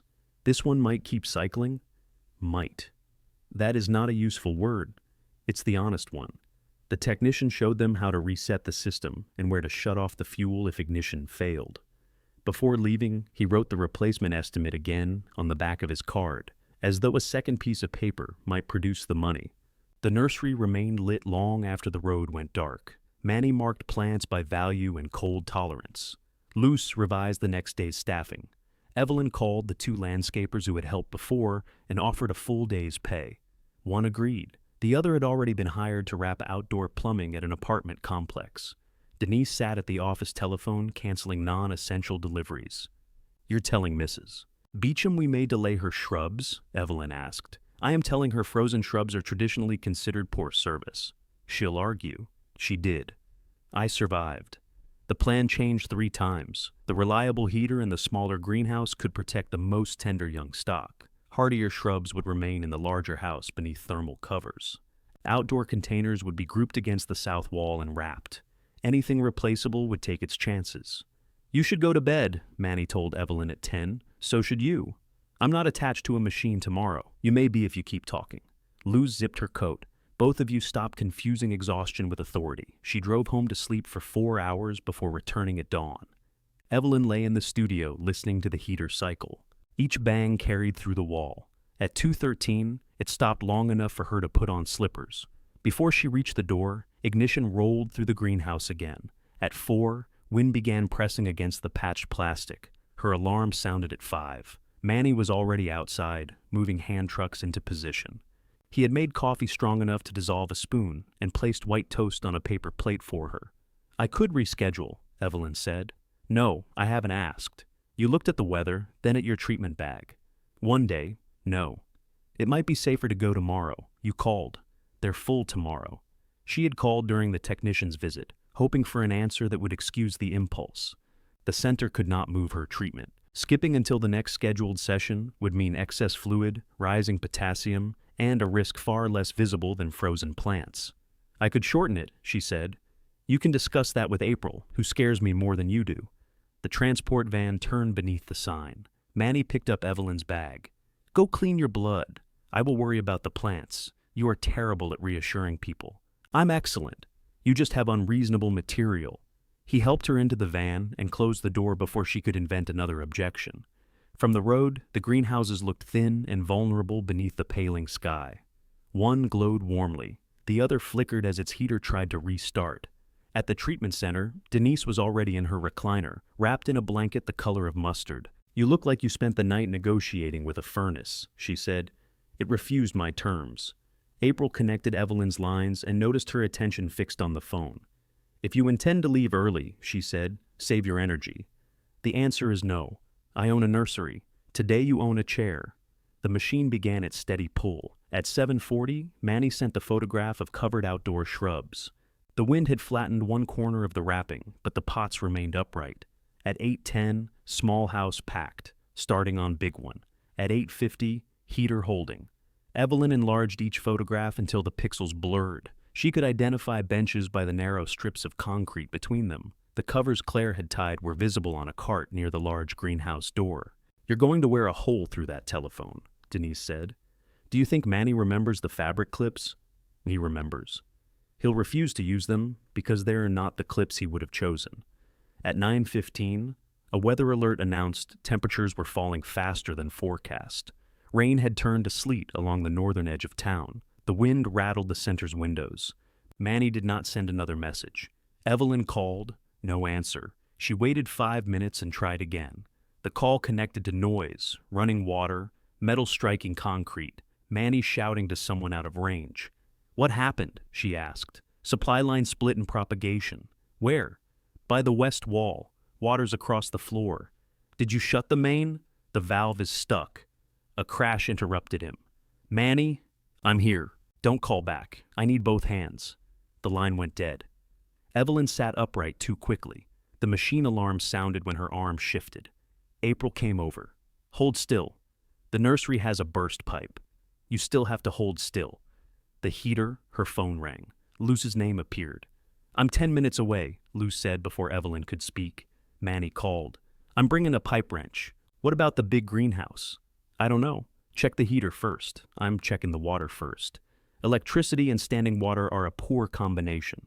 Of course, Luce was right. Evelyn hated her for it. Another message arrived from the heater's remote thermometer.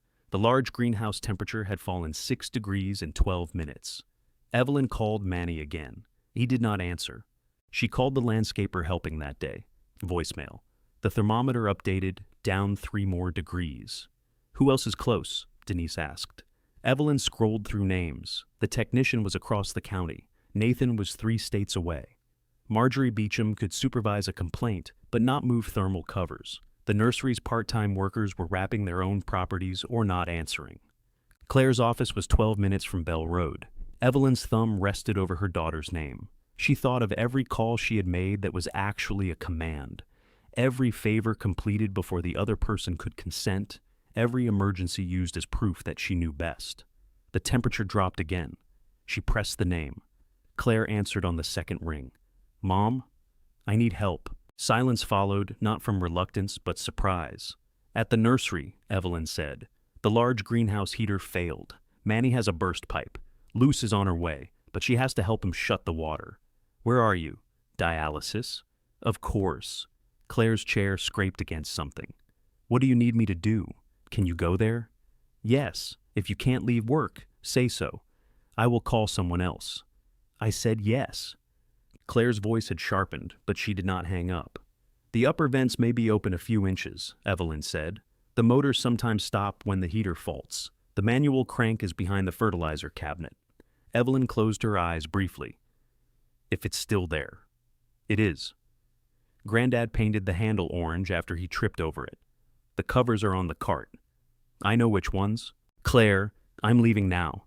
The call ended. For 12 minutes, Evelyn watched the thermometer fall. At the nursery, Claire would have to park near the office because the propagation drive flooded during heavy rain. She would cross the yard in office shoes. The large greenhouse door swelled in wet weather and required a shoulder against it. None of those things could be changed from a recliner. April checked Evelyn's blood pressure. "You're dropping," she said. "So is the greenhouse. I care about one of those." At last, Claire called. Wind roared through the phone. "I'm here. The vent over the north bench is open. Close it before you reset the heater. The crank isn't engaging. There's a release pin." "I know." Metal clattered. Claire cursed, a word she normally pronounced only when discussing insurance software. "Did it close?" Evelyn asked. "Halfway." "That may be enough." "Check the side louvers." "I can't hear you." "Side louvers, near the fan." Claire shouted something to Manny. His answer was lost beneath rushing water. A minute later, Claire returned. "The louvers are closed. I'm resetting the heater." "Wait, do you smell fuel?" "No." "Look through the lower panel. Is the chamber clear?" "Mom, I remember how to reset it." Evelyn stopped. "Do it," she said. The line went quiet except for Claire's breathing. A click, another. Then a low roar traveled through the phone. "It lit," Claire said. "Stay until the blower comes on. I'm staying." 7 minutes later, the heater shut down. Claire made a sound between anger and disbelief. It stopped. Reset again. I can't spend the day pushing a button every 7 minutes. You shouldn't. It may lock out completely. Then what? Cover the benches. All of them? The young hollies first, then the gardenias. Leave the conifers. There are hundreds of pots. I know. Claire did not answer. The machine beside Evelyn displayed 1 hour and 43 minutes remaining. I can't leave, Evelyn said. I know where you are. I'm sorry. For asking, for not being there. Claire breathed into the phone. You would fall over before you covered one bench. The statement was neither gentle nor cruel. It was true. Evelyn heard fabric unrolling. Put the lightweight cover directly over the foliage, she said. Use the heavier one above it with an air gap. I remember. Clip the corners or the wind from the fans will lift it. I remember that too. The call disconnected. Evelyn stared at the dark screen. She did not call back. The discipline required more strength than she expected. 20 minutes later, Luce sent a message. Water off, pipe isolated. Manny, okay. Floor a mess. The greenhouse thermometer continued falling, more slowly now. At 10:30, it held at 38 degrees. At 10:40, 37. The outside temperature was 31 and dropping. Claire sent no messages. Treatment ended shortly after noon. Evelyn's pressure was low again, and April made her recline while the wind hurled sleet against the glass. I have to go, Evelyn said. You have to keep enough blood in your head to remain conscious. Denise was released first. She buttoned her coat and stood beside Evelyn's chair. I'll call Manny. No, let them work. Denise studied her. That sounded painful. It was. At 12:40, Claire sent a photograph. Rows of plants disappeared beneath white thermal fabric. Manny stood ankle-deep in water in the background, holding a wrench. Luz was dragging a wet hose toward the door. The image tilted, as if Claire had taken it while moving. Her message read, covered what we could. Heater still cycling. We lost some by the west wall when the vent jammed. Come when they let you. Not before. Evelyn enlarged the photograph. At the edge of the frame, Claire's black coat lay across a muddy bench. One sleeve was torn from cuff to elbow. The ceramic dog sat beside it. Its crooked eyes faced the camera. Evelyn touched the screen where the little dog stood. Its left ear was still chipped. Its painted mouth still curved into an expression of foolish optimism. Claire had not failed to find it. She had brought it to the nursery on the coldest day and placed it beside her torn coat as though confessing by accident. April returned with the blood pressure cuff. I need 5 more minutes, she said. You said that 10 minutes ago, and you remain a difficult audience. Evelyn showed her the photograph. They covered the benches. April examined the image with appropriate seriousness. That ceramic dog appears to be supervising. It has waited 43 years for responsibility. When her pressure finally rose enough for release, Leonard was waiting beneath the canopy. Dispatch had learned the nursery address. He turned the heat high and drove without conversation, both qualities making him unusually dear to her. Sleet clicked against the windshield. Branches along Bell Road bent in the wind. Before the van fully stopped, Evelyn could see water running from the propagation house beneath the door and freezing in a thin sheet along the edge of the drive. Claire came out of the large greenhouse wearing one of Manny's canvas work jackets. Mud covered her trousers to the knees. Her hair had escaped its knot, and a smear of black potting soil crossed one cheek. She opened the van door. Slowly, she said, I know, I'm still saying it. Evelyn accepted her hand. Inside the office, Manny sat with one boot off, while Luce wrapped his ankle in an elastic bandage. I slipped, he said before Evelyn asked. I did not fall. You were horizontal, Luce said. Temporarily. The burst line had flooded part of the propagation house before they freed the main valve. Manny had twisted his ankle, not badly enough to stop working, and badly enough to make every step foolish. The landscaper had arrived late after securing his own property. Between the 4 of them, they had closed the vent, covered most of the large greenhouse, and moved several rolling benches into the smaller one. The plants along the west wall had taken the worst of it. Cold air from the jammed vent had burned the gardenias and young lavender. Their leaves already looked translucent. How much? Evelyn asked. Too early, Luce said.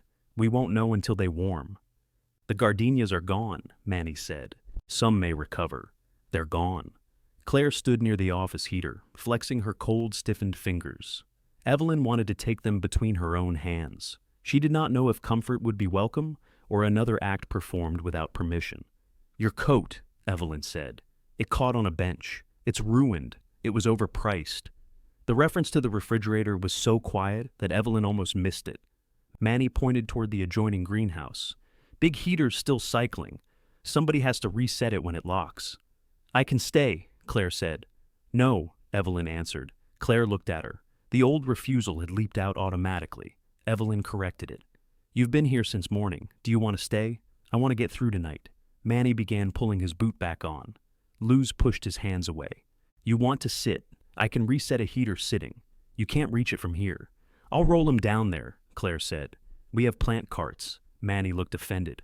"I will crawl first. That can also be arranged." Evelyn sat at the desk because her legs had begun to tremble.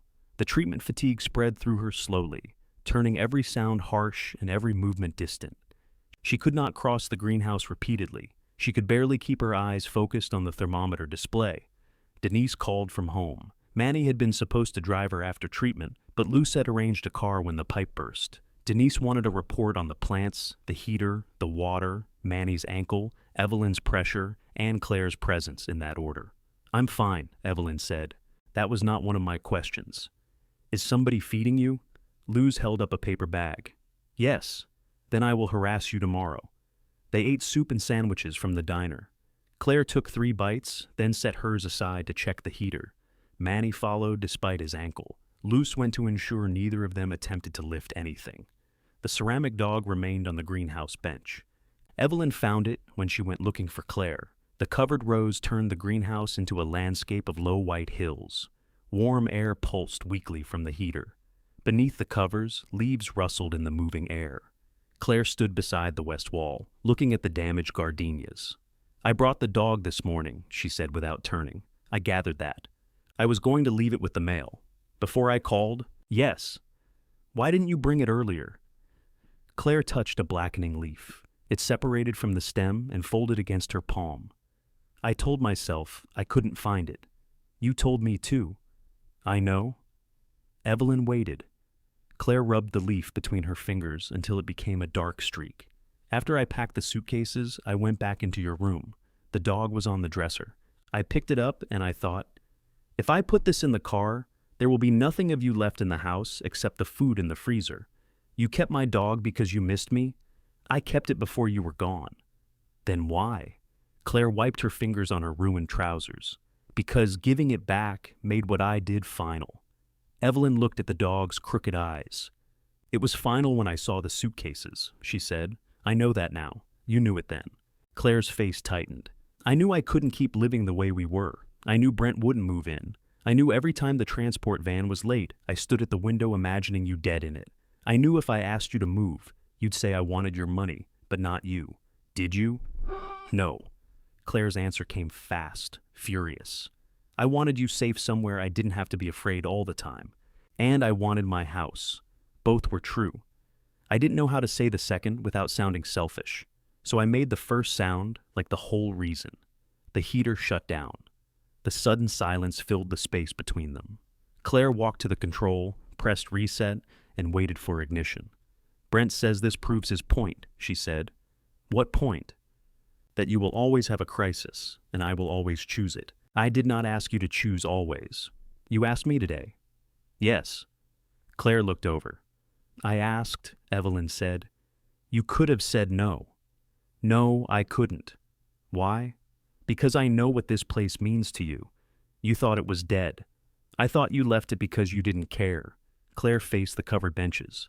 "Granddad said you abandoned him. Every summer after you stopped coming, he found a new way to say it." Evelyn felt Amos enter the greenhouse as he had entered so many rooms after death, through another person's certainty. "I left because your grandfather wanted all of me," she said. "Your father was getting sicker. You and Nathan had lives that still needed something from me. Amos treated every hour elsewhere as theft. He said Dad kept you away. Your father begged me to come here sometimes. I was angry enough at Amos to punish myself too."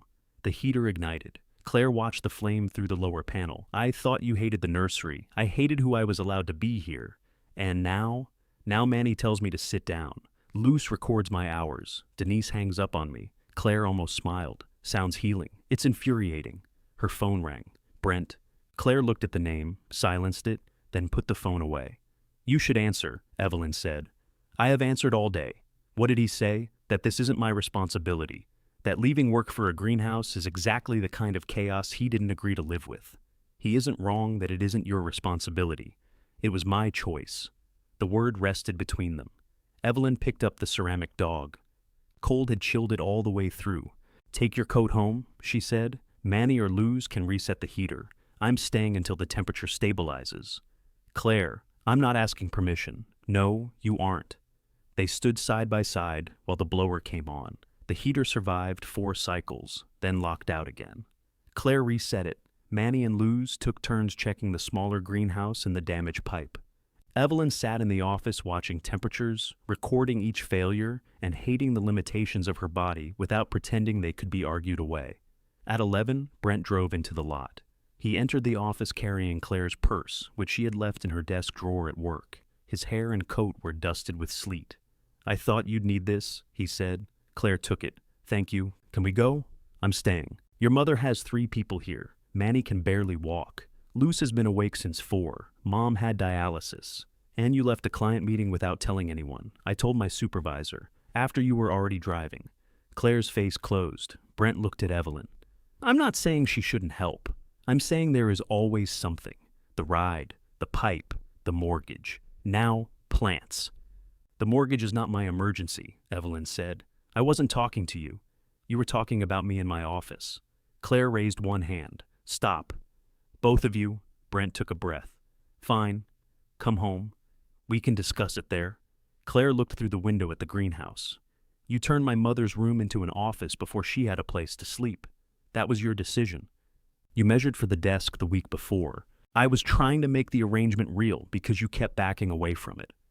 Evelyn remained very still. Claire asked, Did you know I packed her bags that morning? I knew you were moving her things. While she was in dialysis? Brent hesitated. That was answer enough. Claire picked up her purse. For one terrible second, Evelyn thought she was leaving with him. Instead, she removed a key and held it out. This is your copy, she said. Go to the house. Sleep there tonight. Tomorrow, move the office boxes back to your storage unit. Brent did not take the key. You're choosing this? I'm choosing not to discuss our life as if my mother is weather that happened to us. This is exactly what she wants. Evelyn spoke before Claire could. No, I wanted $1,400 to prove I mattered. This is something else. Claire looked at her. Brent took the key. He left without slamming the door, which somehow made the ending feel more serious.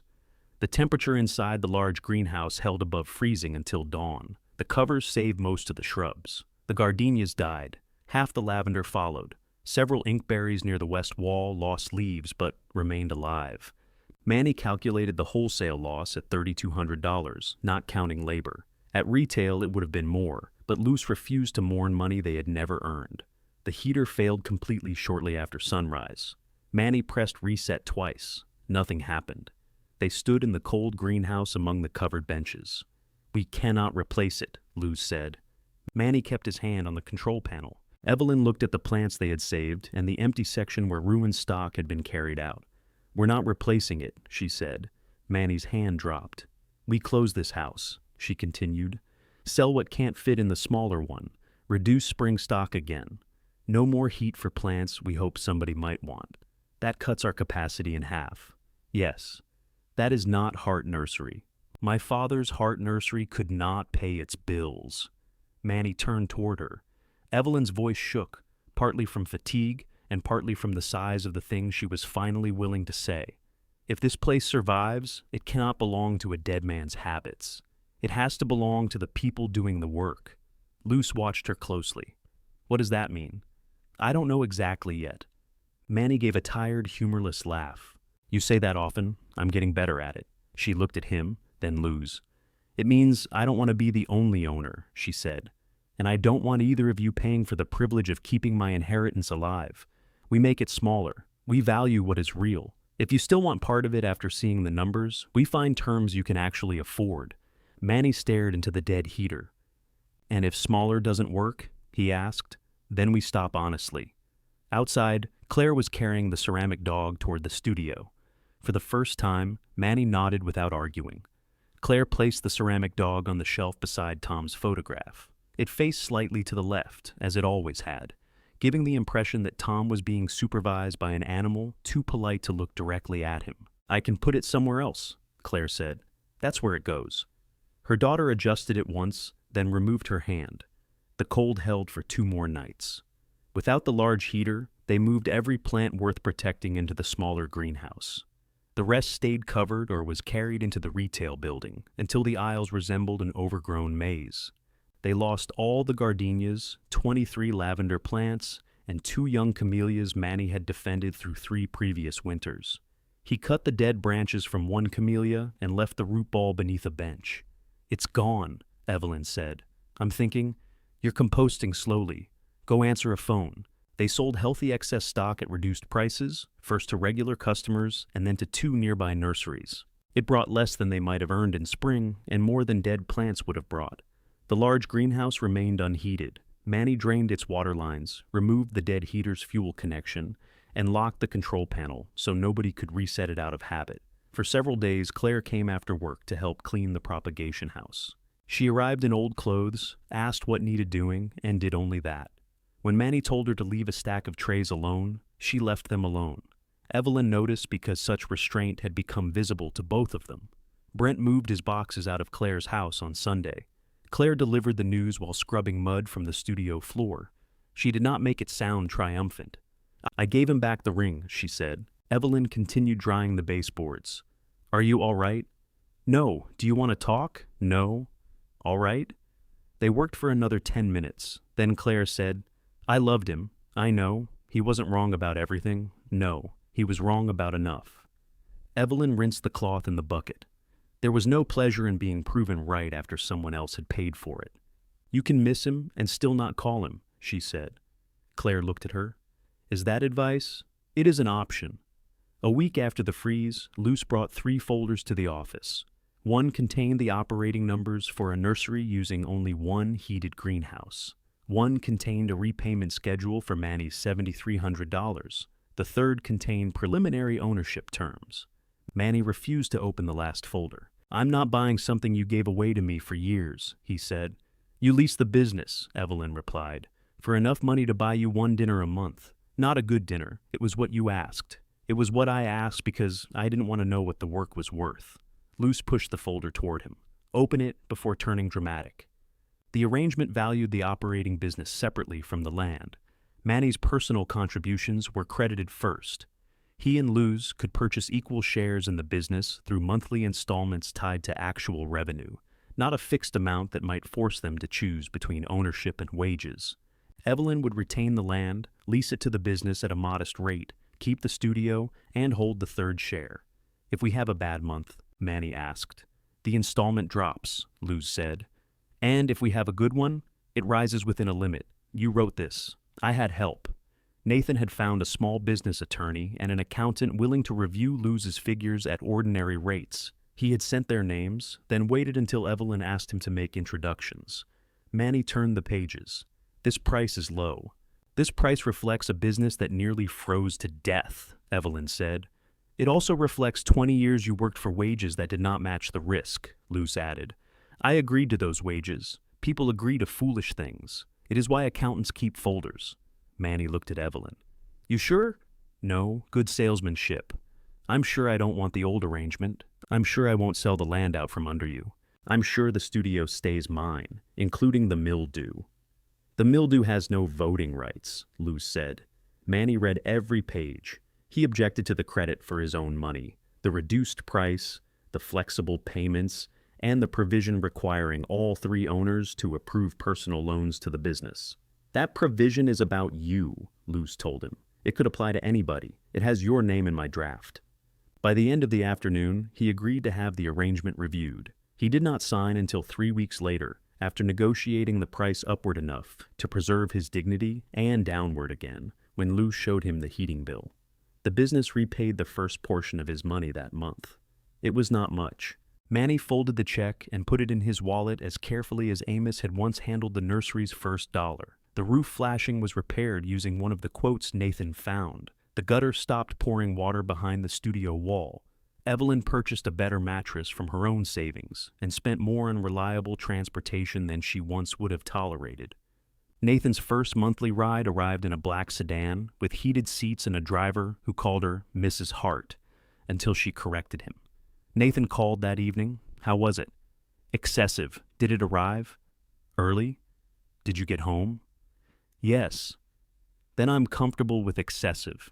He visited when work brought him within a 2-hour flight. On those trips, he checked the repair list, ate whatever Luz ordered, and left without asking whether Evelyn had reconsidered Maple Court. He still sent her an article about fall prevention. She mailed him a brochure for a single-story condominium with excellent handrails. Claire began driving Evelyn to treatment on Thursdays. The first time, she asked on Wednesday evening. Do you want to ride tomorrow? Yes. 5:30? Yes. No arrangement was made beyond that day. The next Wednesday, she asked again. Some mornings they talked. Some mornings, Claire drove with the radio low, while Evelyn watched light appear over the storefronts. She always brought the folded towel for Evelyn's arm and ice chips in a paper cup. Evelyn stopped pretending not to appreciate either. Claire did not move back into her mother's finances. Evelyn did not move back into Claire's house. They met for dinner there twice, and both times Evelyn left before the old guest room could become a question. The room remained mostly empty after Brent's desk was removed. You could come home, Claire said once, standing beside the bare doorway. I have a home. That studio is smaller than my closet. Your closet has poor windows. I'm serious. So am I. Claire leaned against the frame. I'm not asking because of money. I know. I'm not asking because I think you can't take care of yourself. I know that too. Then why won't you? Because returning would invite them to behave as if the suitcases had been an ugly misunderstanding. Because Evelyn liked hearing the greenhouse heater start in the morning, even the smaller reliable one. Because Denise entered without knocking, and Luce knocked while already opening the door. Because Manny argued with her as an owner, not as a patient. Because I want to visit you, Evelyn said, and still have somewhere else to go. Claire looked into the empty room. That sounds lonely. It isn't. The nursery entered spring smaller than it had been in Amos's lifetime. Customers who wanted endless rows complained about the reduced selection. Some went elsewhere. Others placed deposits and returned when their plants arrived. The unheated greenhouse became a seasonal workspace. Denise hosted plant clinics there on mild Saturdays, though she insisted she was merely answering telephones at a table. The hotel uniform jacket was eventually replaced by a green apron embroidered with her name. Luce recorded every hour. Evelyn worked 4 mornings a week, never after treatment. She still broke that rule occasionally. Denise still disconnected the studio extension when she did. Marjorie's inkberries produced new growth along the brick wall. She called to report this as though she had personally negotiated it. By May, the nursery had enough cash to repair the retail building's porch and repaint the road sign. Manny wanted the same cream background. Luce wanted darker green lettering that drivers could read. Evelyn wanted the old leaning posts straightened before they spent money making the sign attractive. Claire volunteered to paint the leaf. She arrived on a Sunday in jeans, tied her hair back, and stood on a low scaffold while Manny criticized her brush from the ground. You're making it too round, he said. It is a leaf. It's a dogwood leaf. It's paint. Evelyn watched from a chair in the shade, wearing the blue dress beneath a light cardigan. They had planned supper in the unheated greenhouse after finishing the sign. Nothing about the meal required the dress. Evelyn wore it because Claire had once decided she would never need it again. Luce strung lights above 2 propagation tables. Denise brought roast chicken and criticized the plates. Nathan arrived directly from the airport with a bakery box crushed slightly on one side. Marjorie sent a bottle of wine and instructions that nobody save it for an occasion. Claire climbed down from the scaffold and looked at Evelyn. You wore it. I did. It needs hemming. I have a sewing box. The sign dried beside the road. It still said Hart Nursery. Beneath the name, Claire had painted one plain green leaf, slightly too round, according to Manny, and clearly visible from Bell Road.